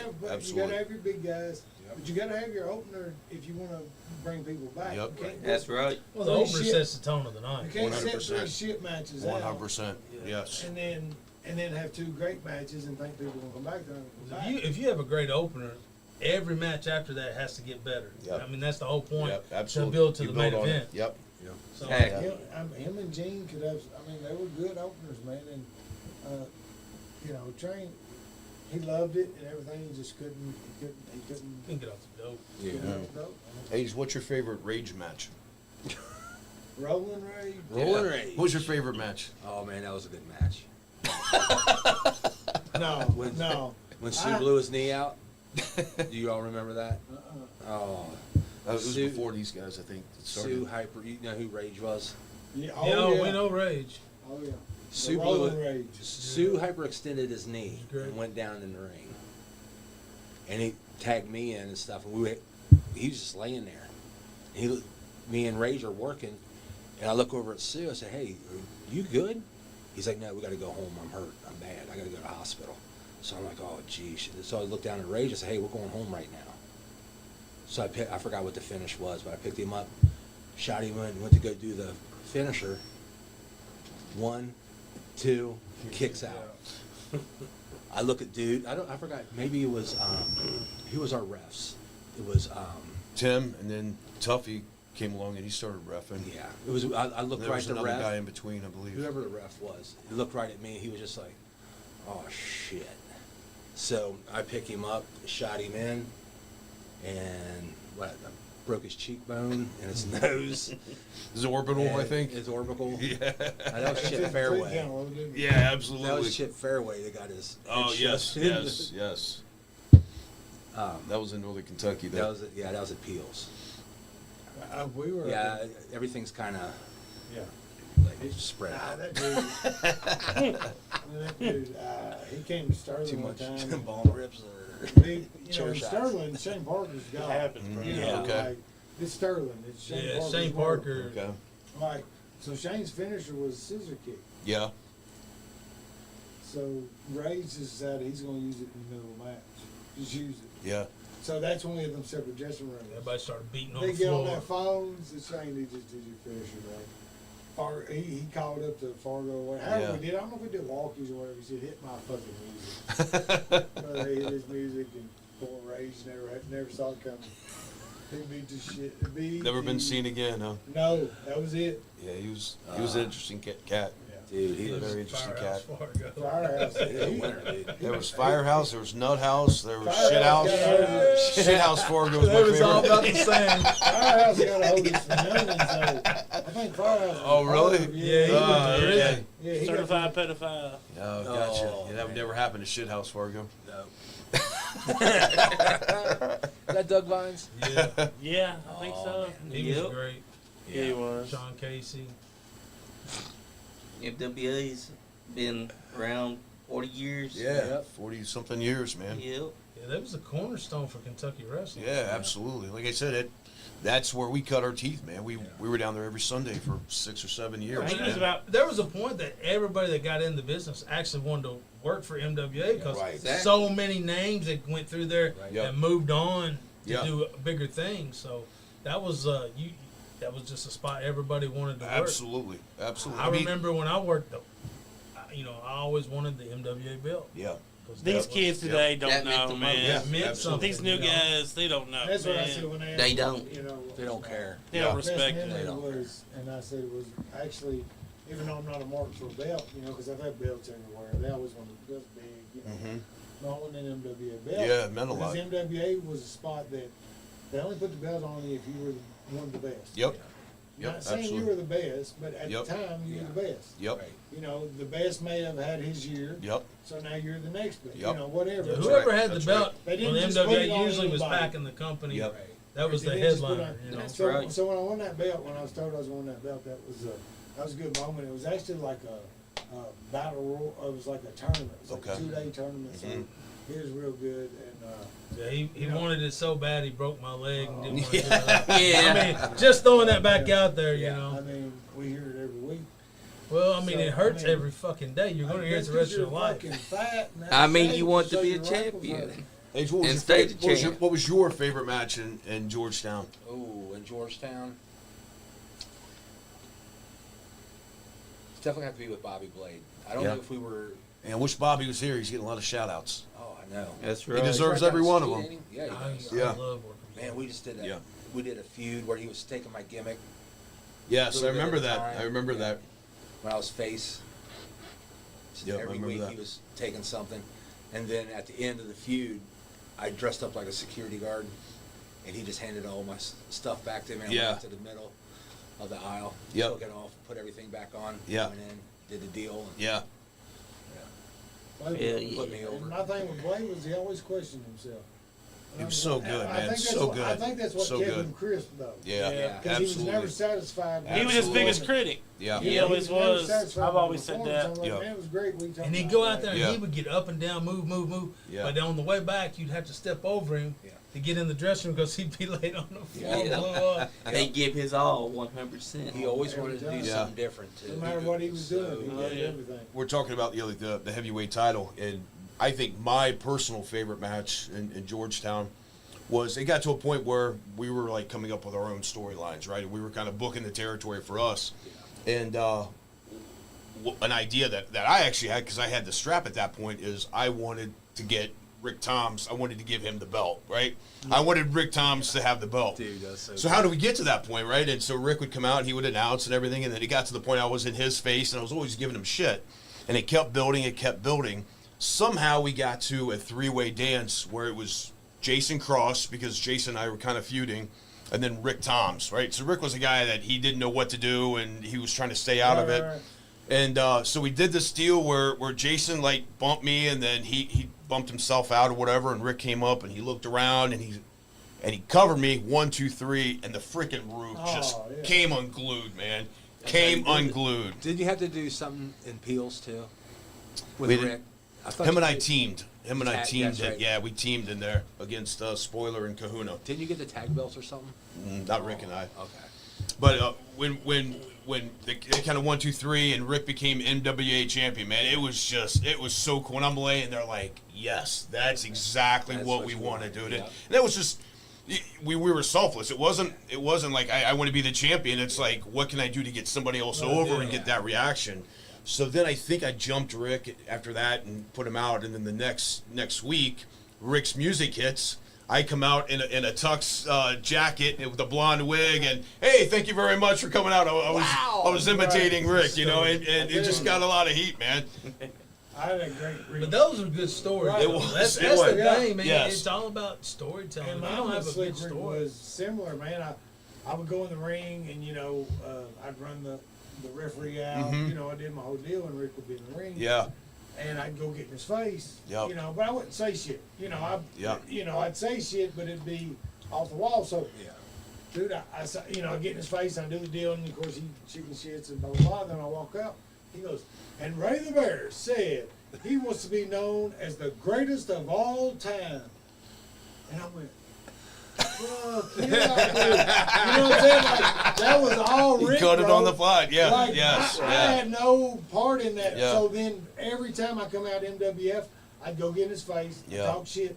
I'd walk away, and he'd go, and Ray the Bear has said he wants to be called as the greatest of all time. And that was all him, bro. Like, that had nothing. I mean, Yeah. I mean, how good is that? Think about that. That's good. I had no clue. Like, and it put me over huge Yep. because they're like, you ain't great, I mean, and it was all him. Like, Yeah. he that was and I used that everywhere I went. After that. Did you really? Oh, yeah. yeah, It no just doubt. Hell it yeah. just I fit. tell the ref, no, I'm the greatest of all time. Best things you know. happen organically like that. Yeah. But that was all Rick. Yeah. And he just done it on the fly one day. He just said, boom. He Yeah. wants to be addressed as the greatest of all time. Yeah, speaking of greatest of all time, I always say Rick is the greatest ring Yes, announcer. No yes. disrespect to anybody I think else. so, too. Yeah. But I started many years ago when social media came out, started hashtagging world's greatest ring announcer because to me he is the best of the He best. is. Man, you I know, always said the same. He's just a He good plays- guy. he Just a plays great it. guy. Man. great guy. I Well, love him. He's one of my he dear He's does also a friends. guy ring with a announce. great He name. plays, Yes. Slick he plays Rip. a character. He plays a part. Yeah, He does all the animation. He does all He the does. extra. He don't He just does. get in there and be formal. He dresses the part. Yep. But then he does the gimmick. Yep. Like And he he'll can do it chicken with his shit, voice. or he'll do Yes. Get Exactly. people excited, and bring them everybody down, don't up. do that. You know, we said the first match sets the tone for the evening, but really, when Rick came out, that set the Oh, tone man. for the evening, man. When his Yeah. music hit and he came out dressed professional and his voice and how he articulated everything, that elevated the show, man. And that raised those expectations for He everybody should do else. radio. Like Absolutely. Oh, yeah. Absolutely. For sure. That's Yeah. right. Yeah. He used to be in an 80s band Oh, Yeah. really? called Blitz. Yeah. I can see that. I can see you that know, too, The funny 'cause the thing, hair. next week's show is mouthpieces. Okay. So I mean, Rick's got an open invite, of course. Yeah. But you've got Tiny coming. You got Neil Jackson Okay. coming. You got Otis coming. Martin Morris.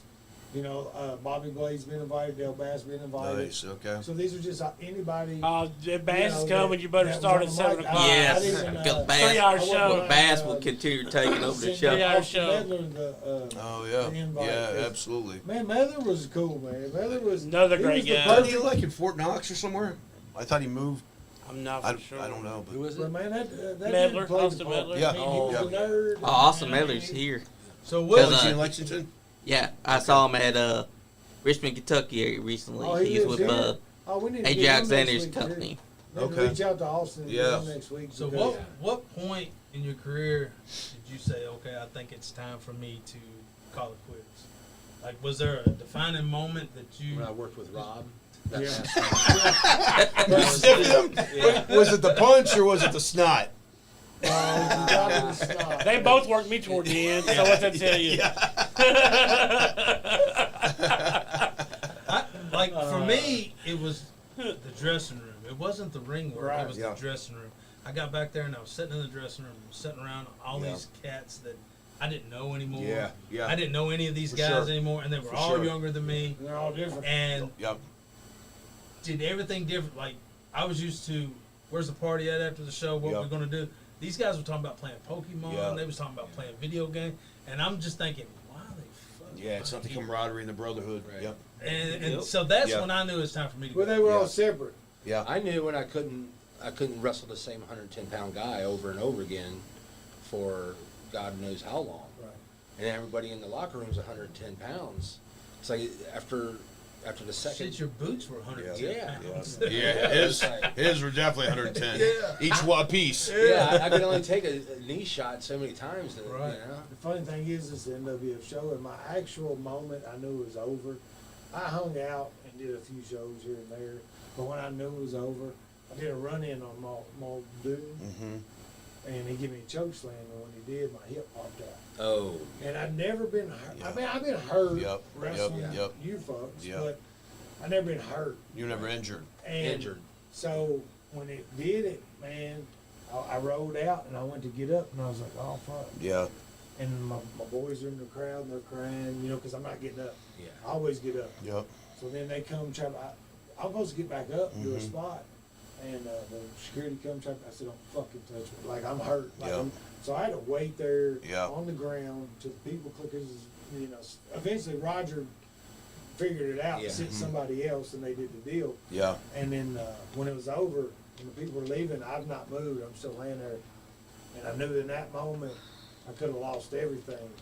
That, you know, because I mean, I had good pension, good all Yep. that stuff with my job. Yep. And stuff. I was like, I love this more than anything, but I don't love it more than my kids. Yeah. And what I It's got good to get that going on. mindset. Right. I don't think So some guys that, have that mindset. that was the moment I knew I couldn't do it like we did it. Yep. Right. Yep. So I still done it for a few years, but Yep. it was sparingly. Right. It was here and Yep. there, a tag match or Yep. a match.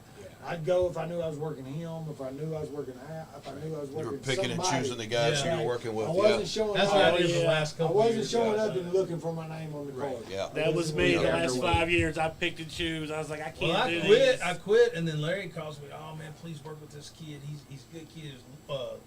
Lord Crew. Okay. Yeah. He's yeah, like, man, good you'll kid. love him. He's young. Yep. I'd like for you to work with him. That way he gets some experience. Mm-hmm. Working.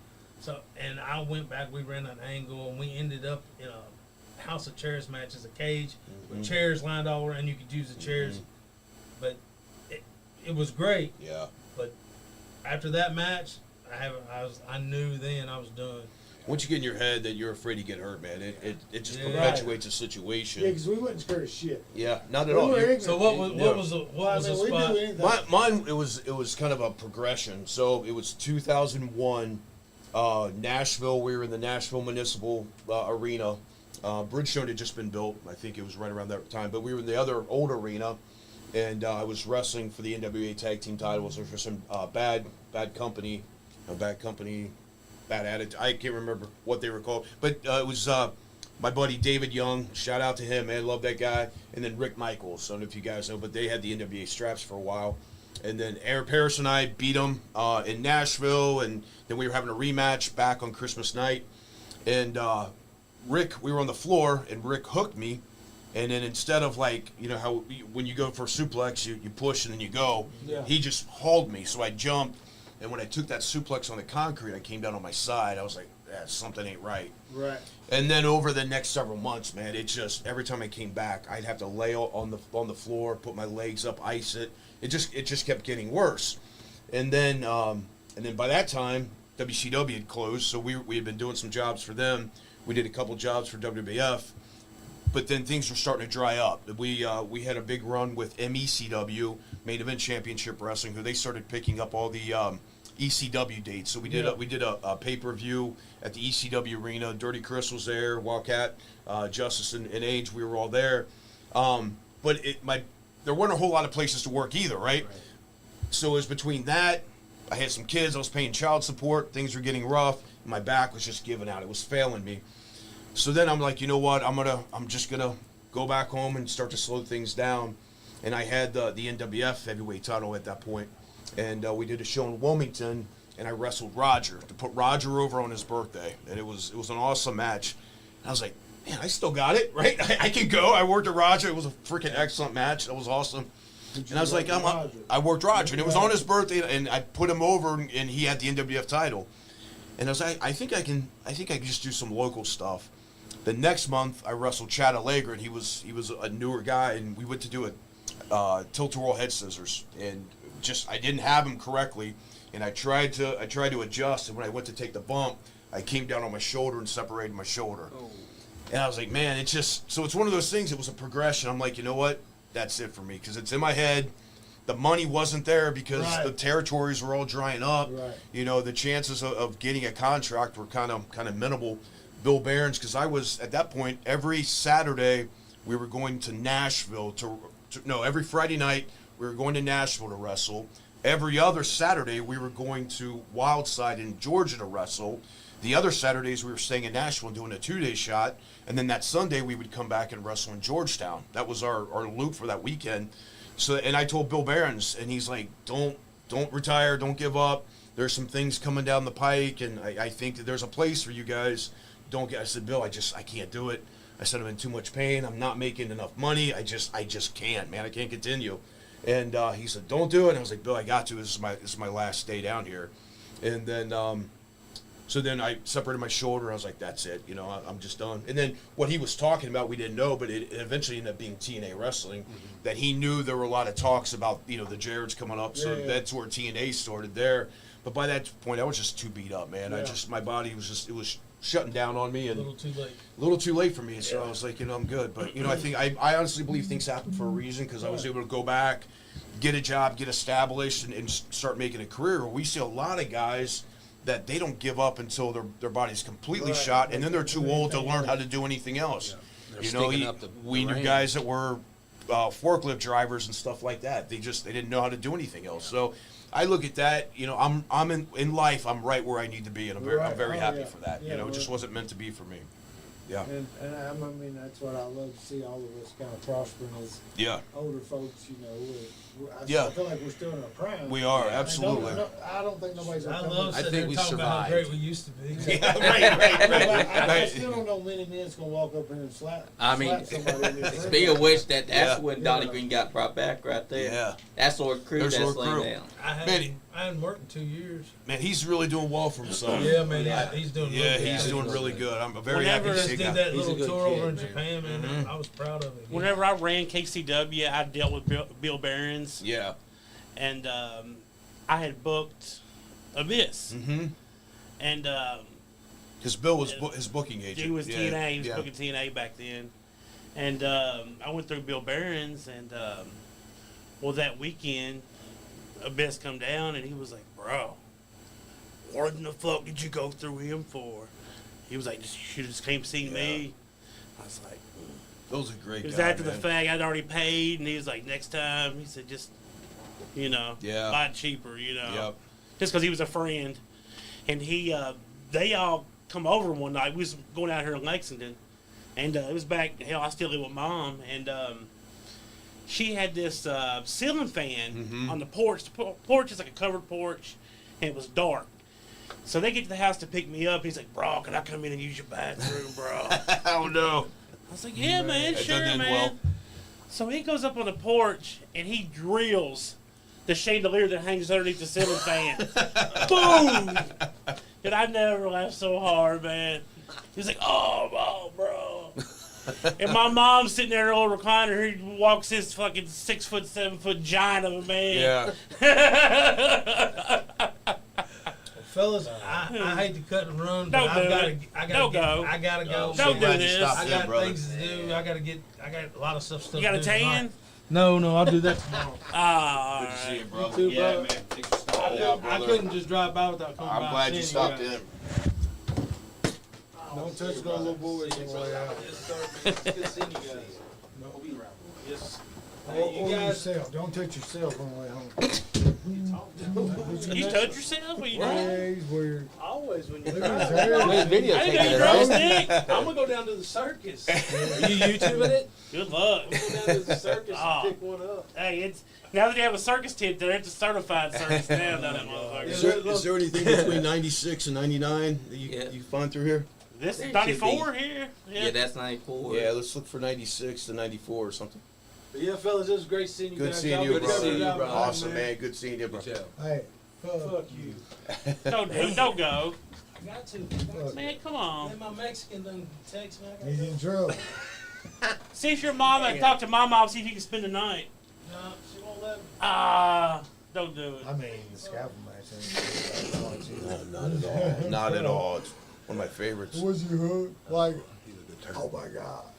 Here we go. You talk about Bill Behrens, and a story that I have of Bill is as I mentioned, it got to the point that every weekend we were going to it was USA and it was NWA. It was Burt Prentice's promotion down in Nashville. Yeah, I worked it. You worked down there, yeah, and we made it through there through Georgetown. I didn't do the gimmick. I worked it. Did you do the gimmick, bro? I know. Oh, okay. No, as a matter of fact, at one point, Yo, Burt quiet over, man. Burt said that he had more heat with me than anybody since Jerry Lawler, right?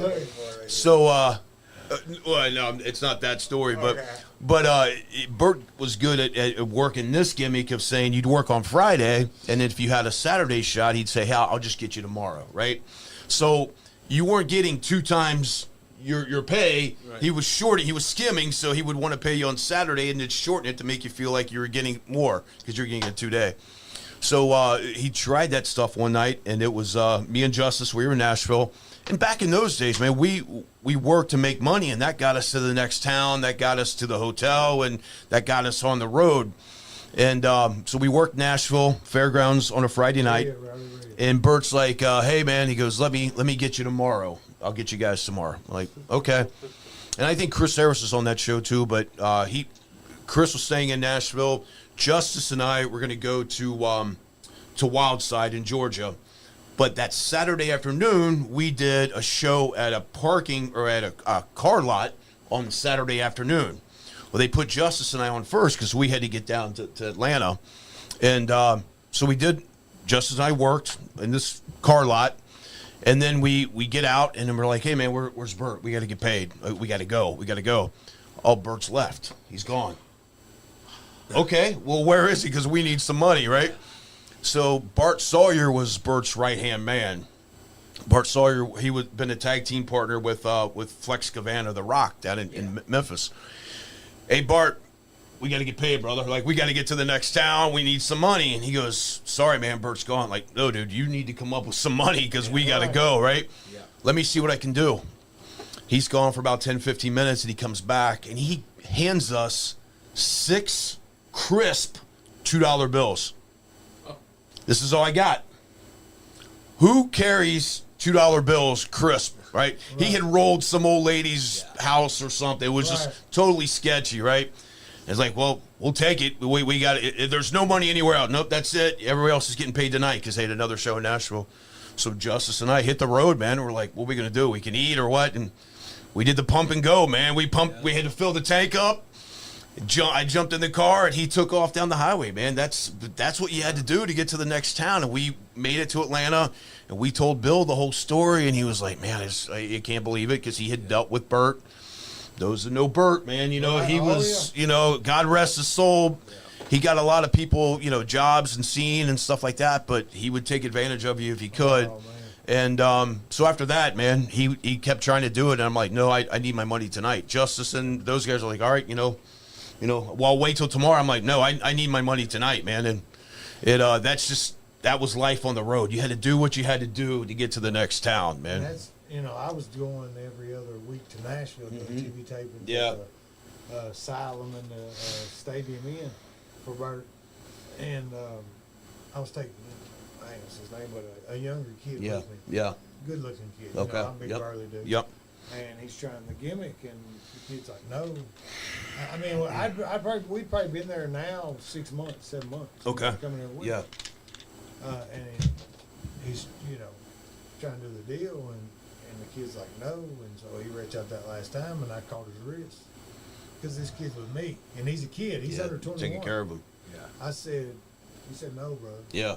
Yeah. And he had 2 big dudes with him all the time, and I said, what? Yep. Like, whatever, whatever comes from here.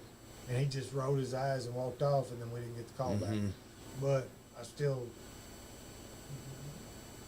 good with my decision. Right, sure. Because, he's a good guy. Yeah, I mean, because you had gone down that road, and the mental anguish that you suffered when Bert did that to you, you didn't want to see. He was gentle. You suppressed it. You suppressed it over those years, man. At first, he was gentle. He was gentle, but I didn't get the TV. I didn't get on TV though. Gotcha. Okay. Yeah. I mean, that was the one thing. That's how we ended up getting jobs for WCW was through Bert. So, and it all came through Georgetown because Harris and I, we were a tag team for a while when we were wrestling Vic the Bruiser and Corey Williams. Yeah. And Corey was booking some talent for Nashville. But Corey up there. I worked. Did you? Corey's he's a great talent, man. Super good talent. I got on TV from Nashville. The only one that I can find online is me and somebody against Corey and his partner. Was it Ashley, the Australian guy? No, he was a black dude too. Okay, so when the top tag team down in Nashville at that time was Corey Williams and Ashley Hudson. He was from Australia, New Zealand. And they had gone through everybody, and we had worked with Corey and Vic several times in Georgetown. And I got a call, and, hey, Corey wants to know if you can come down and work in Nashville, you and Chris. And that's how we ended up getting our foot in the door, and that's how everybody else started making their way down. But it came through MWA in Georgetown, man. So, yeah, it was cool that we had our great experience. Absolutely, it was. That moment, and the thing was, they loved me down there. Yeah. I come down there and did the job. Yeah. And probably the biggest compliment I got was from, I don't know, it was one of the guys that ended up being one of the TNA guys. Okay, yeah. Maybe the announcer or something, but he said, I'd never seen... Borash? I don't remember. Okay. But he said, I'd never seen someone go out knowing they're going to do the job, but still command the ring the way you do. Yeah. Like, you know you're going under, you know you're putting them over big, but you still dominate the ring until that moment. Yeah. And Yeah. I said, it's a job. Yeah. You know, Yep. It was instilled in me that, you know, you guys are doing me a favor by letting me come. Right. So another guy we knew that made it, and they wanted him to do certain things, and he didn't want to do it. And now he's not there anymore. Yeah. And my thing was, I walked in, and they said, hey, you need to go clean the toilets for a week. Where's the mop? Where's the Right. bucket? Right. 'Cause Absolutely. That's my dream to be Absolutely. Yep. Yep.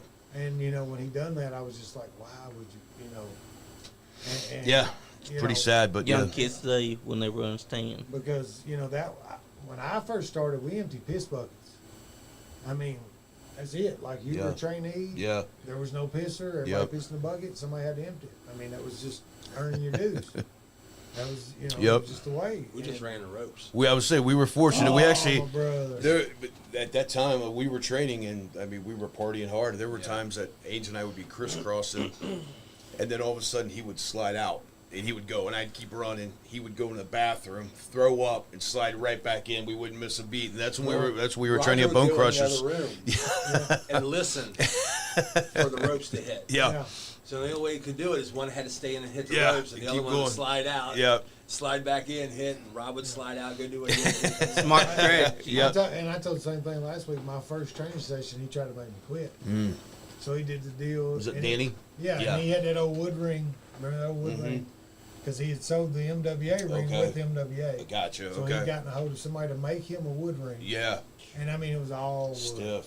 Wow. Stiff. Wow. So, and I didn't know this at the time.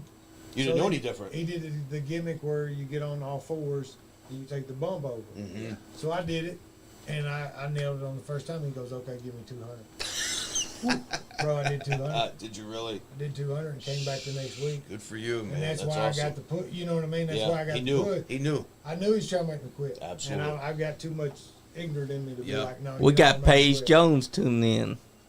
That's Larry D's Yeah, wife. Larry D's woman. No, she's her own person now. She got her own Yep. career. Like, Oh, she got really? her own- Nice. Yeah, she's working. And, Nice. and doing her own thing now. So she's Paige Jones. She ain't And Larry she's D's no also more. teaming She got her own- with she's Lexi Green. She's her own personality. There you go. And she teams with Lexi Green now. But I wouldn't have it any other way. 100%. Because 100%. he wanted to make sure I wanted it. Absolutely, And I wanted it more than absolutely. anything in life. Yep. Heck, It- it was just me and you training For a long hours. time. For a long time. There were a Constantly. couple guys who started training at Bone Crushers before we did, but they never finished. We were the first ones to Right. make it all the way through. You know, and Justice, he had done some training, I think, in Atlanta. So when he came up, Roger finished his training. He just got polished. Yeah, polished him up. Chris had gone to Charlie Fulton up in Columbus or wherever, They and helped us a Roger did that. So, but we were Roger's very first students from that actually completed the whole school. Yep. Right there's the best female manager. Absolutely, I don't care Patty. what you think. God, she was the yeah. best. She was the best. Patty was tuning in recently. She was actually Patty's on the there best. last night too. Oh, no Best kidding. female manager. Man, that she I've was ever- she was so awesome. She was a sweetheart. She knew how to get a lot of heat. Yeah. She kept her And- composure. and She didn't cared. she didn't take it away from the match. No, That's right. no. She got her heat. That's Didn't right. Yep. take away from the match. Yep. And a lot of people get lost in that. Yeah, they do. You know, and you know want to get their own heat, not thinking Oh, that it's Bobby you're putting your Blake. work is over. You know. I think the combination of her when she managed Justice, I just Oh, thought was man, that was- phenomenal. that was It was good. fun. That was a That's the pairing first made in time I heaven. saw Man. it. Was it I really? was in the crowd. Yeah. And that's the first time I saw her come out with Justice. Yeah, I mean, when that time that I said we went to Georgetown and sat in the crowd, she was out there getting heat. And I thought, man, she really has a good handle for it. She had a good head for the business. Right.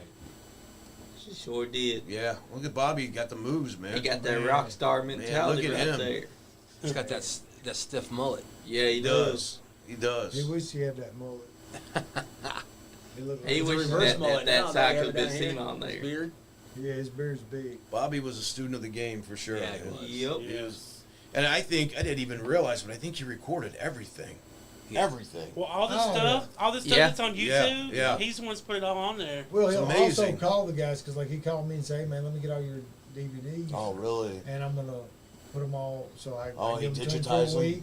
He done them and give them back to me. He copied them, give them back. So That's so he's cool. reaching out to guys and getting their tape. And Yep. putting it all Okay. together. No, And he's Wade put 'em all on here's here the so thing, he's people just can like watch wrestling. them. He just loves wrestling. Yeah, he does. That's He it. does. But there's no wrestling no more. No. To me, No, I it's can't- sports entertainment now. I'll Yeah. watch pay-per-views with the Yep. boys or Yep. something, but Yep. outside of that, Yep. I can't. I just can't do it. I can call it as it's going on. I'm Yep. like, okay, that person's going over because they've got none Yep. of the match, Yep. so they're going over. Yep. And they make it too And- predictable. and- But you it's so watch through predictable. a different lens after Right, you've been right, in right. it. You watch it more as And Fargo told how are me they that. doing he it? said, You'll Yes, never be a fan again. He it told me kills that. it. So you're watching it like how are they booking? How's the storyline? It's a Oh. completely different perspective. That Farmer Man, I can John? smell him That's from here. old nut house. I can smell him from here. Farmer John? Yeah, he was right. Who Nuthouse? Me and Al's first tag match was against Nuthouse and Firehouse. So you Wow. can just Okay. imagine how that went. Yeah. On the hill in Nicholsville. Yeah. Not Yeah. mad at Wasn't one. there an outhouse too? I don't know, but he smelled like one. Nuthouse, outhouse. Man, it smells so bad, bro. Like that I hated that worse than anything. And I actually puked in a match. I was working Ledoux. Remember the big Mm-hmm.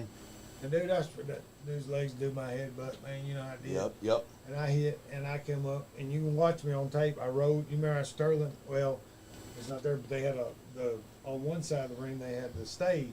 There's a little gap, man. I crawled. Here I'm up. He's selling.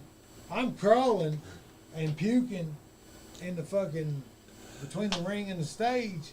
He smelled that bad, bro. And I told him when I came back, I said, I'm never working him again, ever. Damn. Like, Damn. he would just pull his shit out of his bag and it'd be all wadded up, like it was in there from the last week. Oh. And I mean, some guys smell bad. Yeah. A lot, straight shoot. A lot of the fuckers on TV smelled bad because they didn't wash their shit. Yep.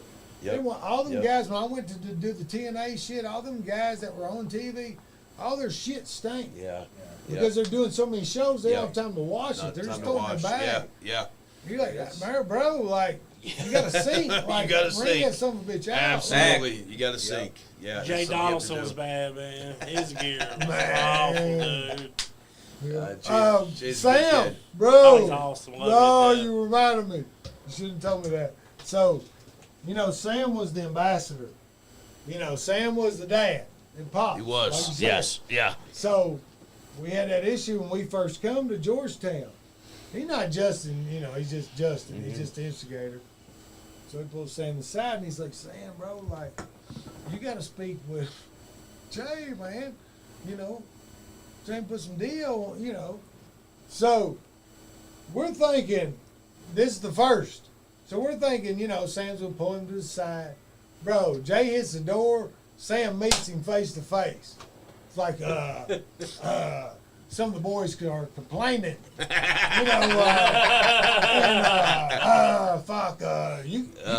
got to put some deodorant on them motherfuckers. Like Sam, we're thinking it's gonna be all incognito. Sam, so we're all got our heads down, like, damn, Sam, like you just called us all out for complaining, And Sam made him, and that's the way he was. I think X has a comment over there about somebody's gear. Yep. It was an X. He said Justice's gear was white We didn't want sometimes. to say it, Axe. No, we didn't want to say We didn't want to that. say Yeah, He smelled like blueberries. man. Patty also said, love seeing Angel and Rob the Bomb. Miss you guys like crazy. Thanks, Patty. We miss you. We love you. Hope Yes, everything's going yes, well, Lord. man. Thank you so much. That's what it's all Yeah, about. thanks for all the great memories. Yeah, we're watching it on the TV right now. Yep. That's another one you can have next week with your mouthpieces right Yeah. there. Patty. Yeah, I mean, Patty, you have an open invite to come next week to the mouthpieces of MWA. So we were, as we said, we went down and we were working under Fargo, and then Fargo decided to get out of it, and then he sold the promotion to Dirty Chris, Right. and then Dirty Chris stepped up, man, and he did a phenomenal job, and then he started coming up to the NWF and working. He became, he was one of us. He was one of the boys up there, and then he invited Roger down to come and start booking down in Georgetown, and man, the whole production level just really stepped up at that point, and. It was a phenomenal synergy between the two, man. When you married that MWA and that NWF, there was something special there, man. And at what point, Bear, did you make the transition from MWA and start going to NWF and kind of getting blended in up there? Man, probably Madison. Oh, they were the Madison Theater by that point. Theater, man. Yeah. when I went up there, it was a nice change. Yeah, yeah. You know, That's what I like. I didn't mind the bam, bam, bam, bam, spot, Yeah. spot, spot, Yeah. spot. What's down here? But Yeah. Coming I down here threw is that. nice. I threw that element that I brought. Yep. And there were times that because they didn't really have security till we got there. Yeah. Because they didn't need it. Right. So then Right. there were times, you know, I don't know if y'all ever worked the Madison. Yeah. So you Yeah. walk down the stairs and walk through the whole bar. Dude, they blocked the whole deal. I couldn't Mm-hmm. get to the ring. Yeah. No kidding. Like, because they had so much heat. Yeah, Because that's I great. get the heat. But then they taught me so much on the spot monkey, you know, because I'd never done that. Yeah. Yeah. And so without that, I would have never made it in Nashville. Because Nashville was a 5-minute match. Yep. And it was no rest. Right. Right. Spot Right. from top to bottom, and you had to be hot because you Yep. were on TV. Yep. And And without that time's valuable, so you got to get it in. Yeah. without NWF, that would have never happened Yeah. for me because I would have never had that work. Absolutely. You know, working Absolutely. those guys that because that's the way they all work. Yeah. Outside, like I said, you guys are kind of a hybrid. You all Yep. the generation before, but that next generation, Taxi, all those guys, Yeah. they were spot. Yeah. Yeah. And Taxi's the only heat I ever seen him get was shut up. You know, he did a spot Yeah. because he Yeah. got it on the ring. He'd cheat in the ring or do whatever. And he actually came from Les Thatcher and HWA, so he had spent most of his career there, and then Yeah. he came to the NWF later. Yeah. Once he saw some like Suicide and some of the other guys come to NWF and see how many shows we were doing and how many fans we were packing Right. in, he wanted to be getting on paid. there. Absolutely, yeah. So I think when I was going, man, I can't even think of who the biggest heel was. Like they didn't have a big yeah. heel. All their big guys were. I mean, even Taxi wasn't a heel or babe. Like none of Justice was in and out at that time. Yeah, he wasn't Yeah. there. No, he was Yes. gone. All Okay, you okay, guys were okay, gone, bro. okay. I promise you, all you guys were gone because Yeah. I never remember this. I'll never forget this. I go in, I'm sitting in the locker room. This one time I went by myself, and it wasn't Madison, it was Fairfield. Okay. So I go to Fairfield, and it's all second generations. None of the boys. Yep. And I'm sitting there, and there's this chick that's working, and she comes back there, and she just changes in front of everybody. And I'm, you know, man, It's not proper. I'm like, what's going on here? Like, you know, and the boys, they're like, oh, it's no big deal. And I'm like, Because they were afraid of her. right. Yep. So I'm like, she's not around the right boys. Right. Like, that would not have happened. Like, We wouldn't have let it happen either. we wouldn't have let it happen, but it we were wasn't still a- old school. She that wouldn't have you felt do that comfortable. Yes. She wouldn't have felt that comfortable. Yeah, I promise you. She wouldn't have felt that comfortable Yeah. in our locker room. She's Yeah. no to get Sherry, naked. it's Sherry She Martell, felt- that's for sure. She felt comfortable enough to get naked because she Well, knew these dudes with were that, looking yeah. at their phones or Yeah. Pokemon. Right. Right. But you know, I'm here like, yeah.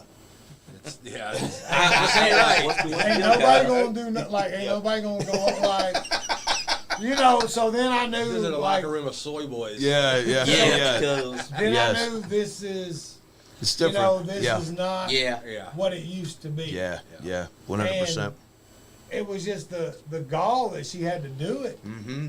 and because there's no way. I mean, it'd have been like a steak in front of 10 wolves. You know Yeah. what I'm saying? It wasn't I don't that know way. what you're saying, Bear. Yeah, you lie.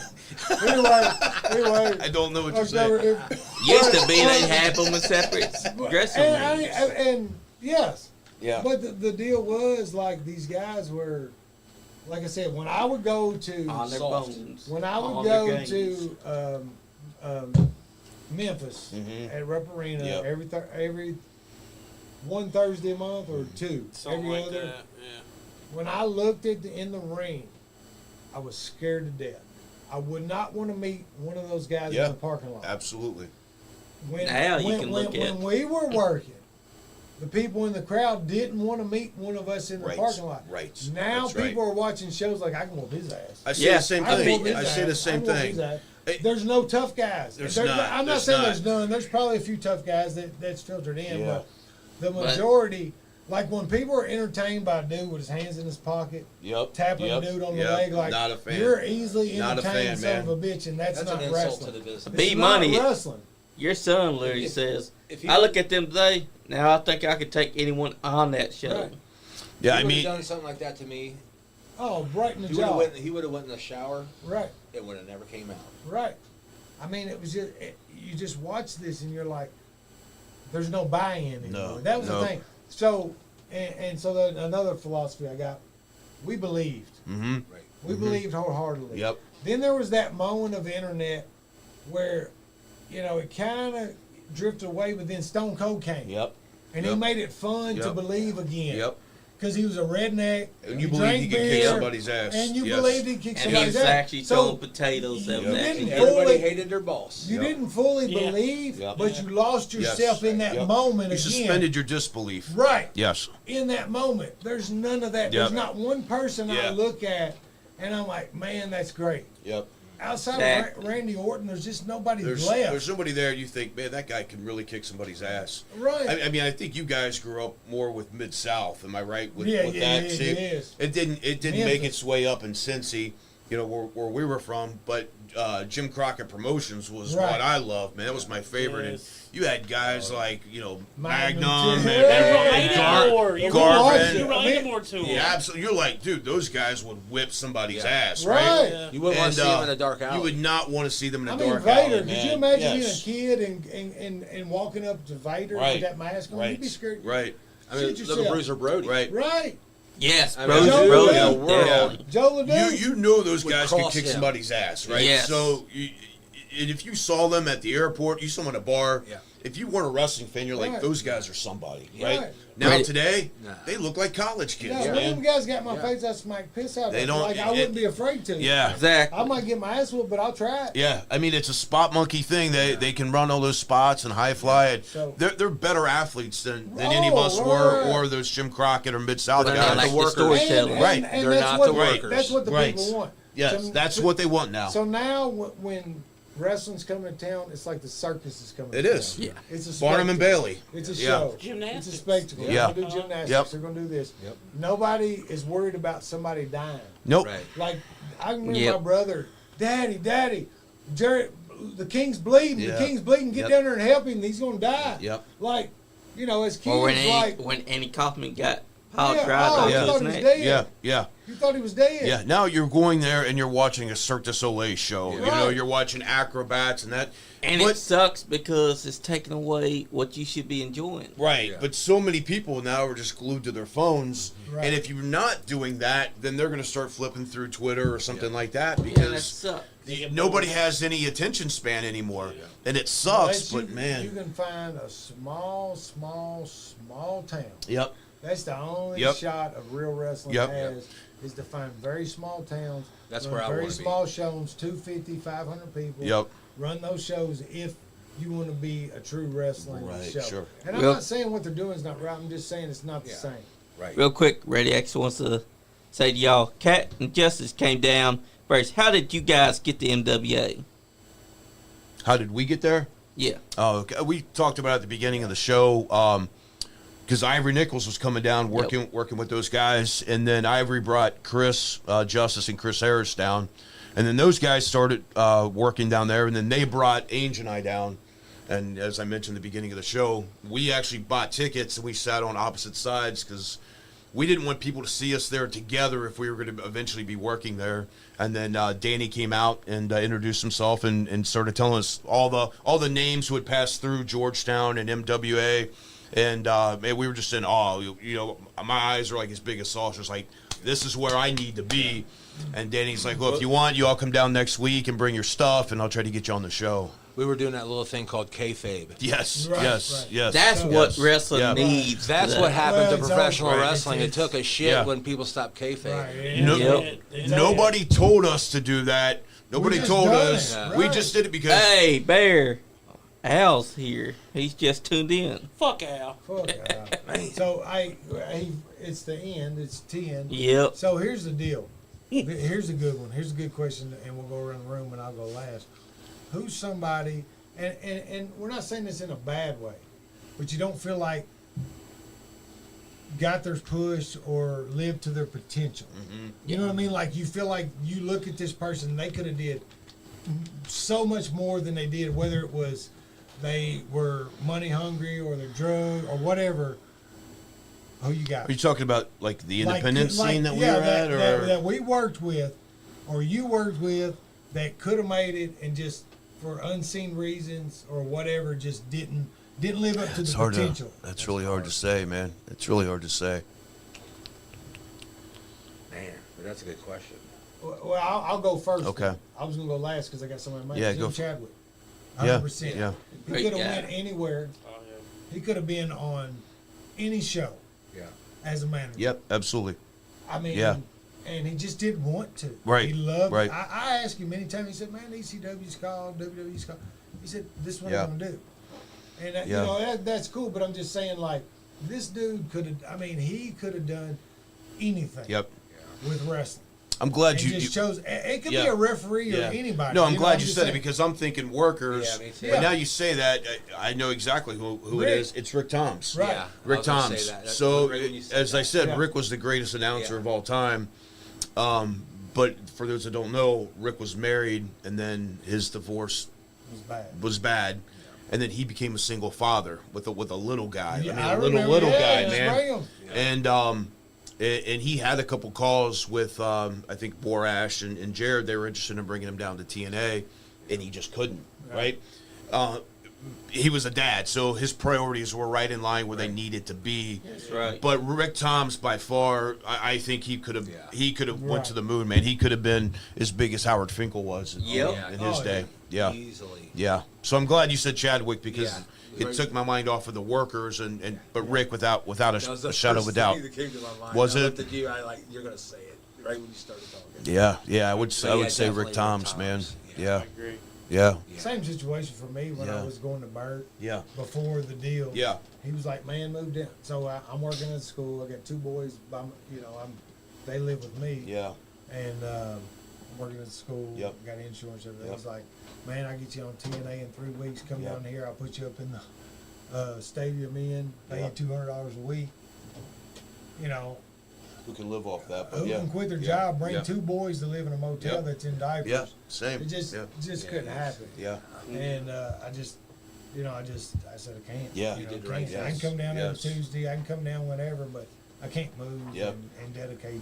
Just can't because there was no guarantee. Right. And what No I had guarantee at all. going on was a guarantee. Right. And I'm 2 years out of retirement. You know what I mean? Because I stuck with You that. stuck you with know it, what I'm man. saying? Like, You talk about having benefits. When we were doing 5 shots or more a week, we didn't have insurance, right? Because we had quit our shoot job because we were on the road, and yeah, it's exactly it, man. Atlanta, Justice, he used to do a spot where he'd slam me and put a chair on my chest. He'd hit the rope and he would drop on. Well, one time he dropped on the chair and it popped up and it split my chin. Right, so I super glued it. That's what we used to do. We used to keep super glue, and man, it kept leaking for like 2 or 3 days. So I remember I wrote down a social security number, memorized it, a fake one, and then I went to the hospital. This is before the computers and all that stuff, man. And you could give them a fake name and then give them a fake security. And I memorized that number because I knew they were going to ask me multiple times. Yep. And they stitched me up. I didn't have insurance, and well, Justin did the same thing, and I can't remember who told him. I was with him. Somebody told him though. One of the old cats told him when you go to the hospital, give him a fake. I was with social him. and- Yes. No, we were there for Who 3 told- hours. It might yes, have been Chris. It might have been Chris. He- Whoever it was told him. He got cut by a chair in Georgetown against Said suicide. Yeah. give him a fake name, and he got the whole deal. Like he got the whole Yeah. everything fixed yep, for yep. But like That's you what said, you no had to do, internet, man. no. It wasn't any internet. It was the good old days, man. That's right. It was the good old days, man. But, I like to do this Great again. guy, man. Have y'all for part 2. Yeah, absolutely. We'd love to Yeah. come down and do it again, Good show man. tonight. Yeah. It's Yeah. been Great show. hell of a show. Good stories. You kicking us out? No, it's at that end of time. Oh, We're keep over, on. actually. Dude. We go But- all night. Always But been you know over, what? brother. So No. when we come back next time, I'll tell the story about Angel and the Lemon. Oh. That'll give you something to look forward to. Dun, dun. Angel and the Yeah. Lemon. To be continued. See, you're so old school. We gotta get y'all in with Bobby Clay as well. We are Let's go to talking. worker. We are talking so much shit right now because it's past all our fucking bedtime. You're right. You're And right. and You're y'all right. still got an hour to drive before you can go to bed. If I would have my smartwatch on, it would say it's bedtime. And also, swear, we got- a half hour ago. It could ain't do like the Bob old days, Blaze in with boys. I y'all. wish it was. It ain't. We'd be going out. We Yeah, were known as the 4 a.m. club So back now in we're our day. thinking like White Castle and home Yes. or some shit, you know, like. No, Hey, I can't even do half White the Castle no, anymore. just home. I'll pay for it later. Just, you know, But yeah, guys, Yeah. this has been NWA Legends Night 2. Who wants to say their goodbyes first? Thanks, everybody. Appreciate it. Appreciate all the MWA fans, all the MWA wrestlers, and all the talent that came through. We wouldn't have had the career we had without you. All the fans, love you. Appreciate you and all your support over the years. Thank you. Thanks everybody for listening. We'll be back for a part 2. And Oh, Misha just chimed in. Good old Slick Rick. Shout out to Misha. hey, who was it? Misha? This is Misha Marie. Anybody know her? Oh yeah, that's right. uh-oh. That's Beautiful wife. I'm in trouble. Mrs. Squatch. Mrs. Squatch is tuning That in. last story. That Right, she heard the Great time to pull the story. plug. Yeah. Absolutely. Take it home. And Donnie Green says, safe travels, fellas. Thanks, brother. See you, Thank you brother. so And I much. got one Appreciate thing you. to say. Love you, Misha. We love you, Misha, but I got nothing to say. It's always fuck Al, first and foremost. And Donnie Green. And Donnie Green. And his fucking tan. And his George Clooney. come over, and his Yeah. come over. George Clooney. That's No, right. but, great shows, man. This whole month and last month, dude.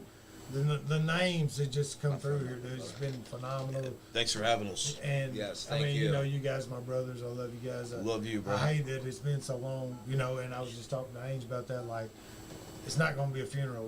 We gotta figure it out, That's when Get you know Chris it's. and everybody, because that's when we see them. We see each other at a funeral. Oh, we ain't gonna do that. We gonna blah blah blah. Let's quit talking about it and make it happen. That's the thing with the wrestling business and the brotherhood, man. You may not see each other for 20 years, but when you do, it's Oh, like you my never God, like missed a beat, yesterday. man. Absolutely. Like yesterday. Absolutely. Like me and Rob have been riding Yep. Angel all day. Yeah, like, we're just Jack- talking shit Jack about, Links, And you're Right. going to have to. And we're sending memes and shit. And Angel has no clue. No. He thinks he's going to be his buddy. And we've been talking shit about him all day long. We were sending Jack Links memes to each other all day, man. Be on the lookout for part 2, guys. Messing with Sasquatch, part 2. Part 2.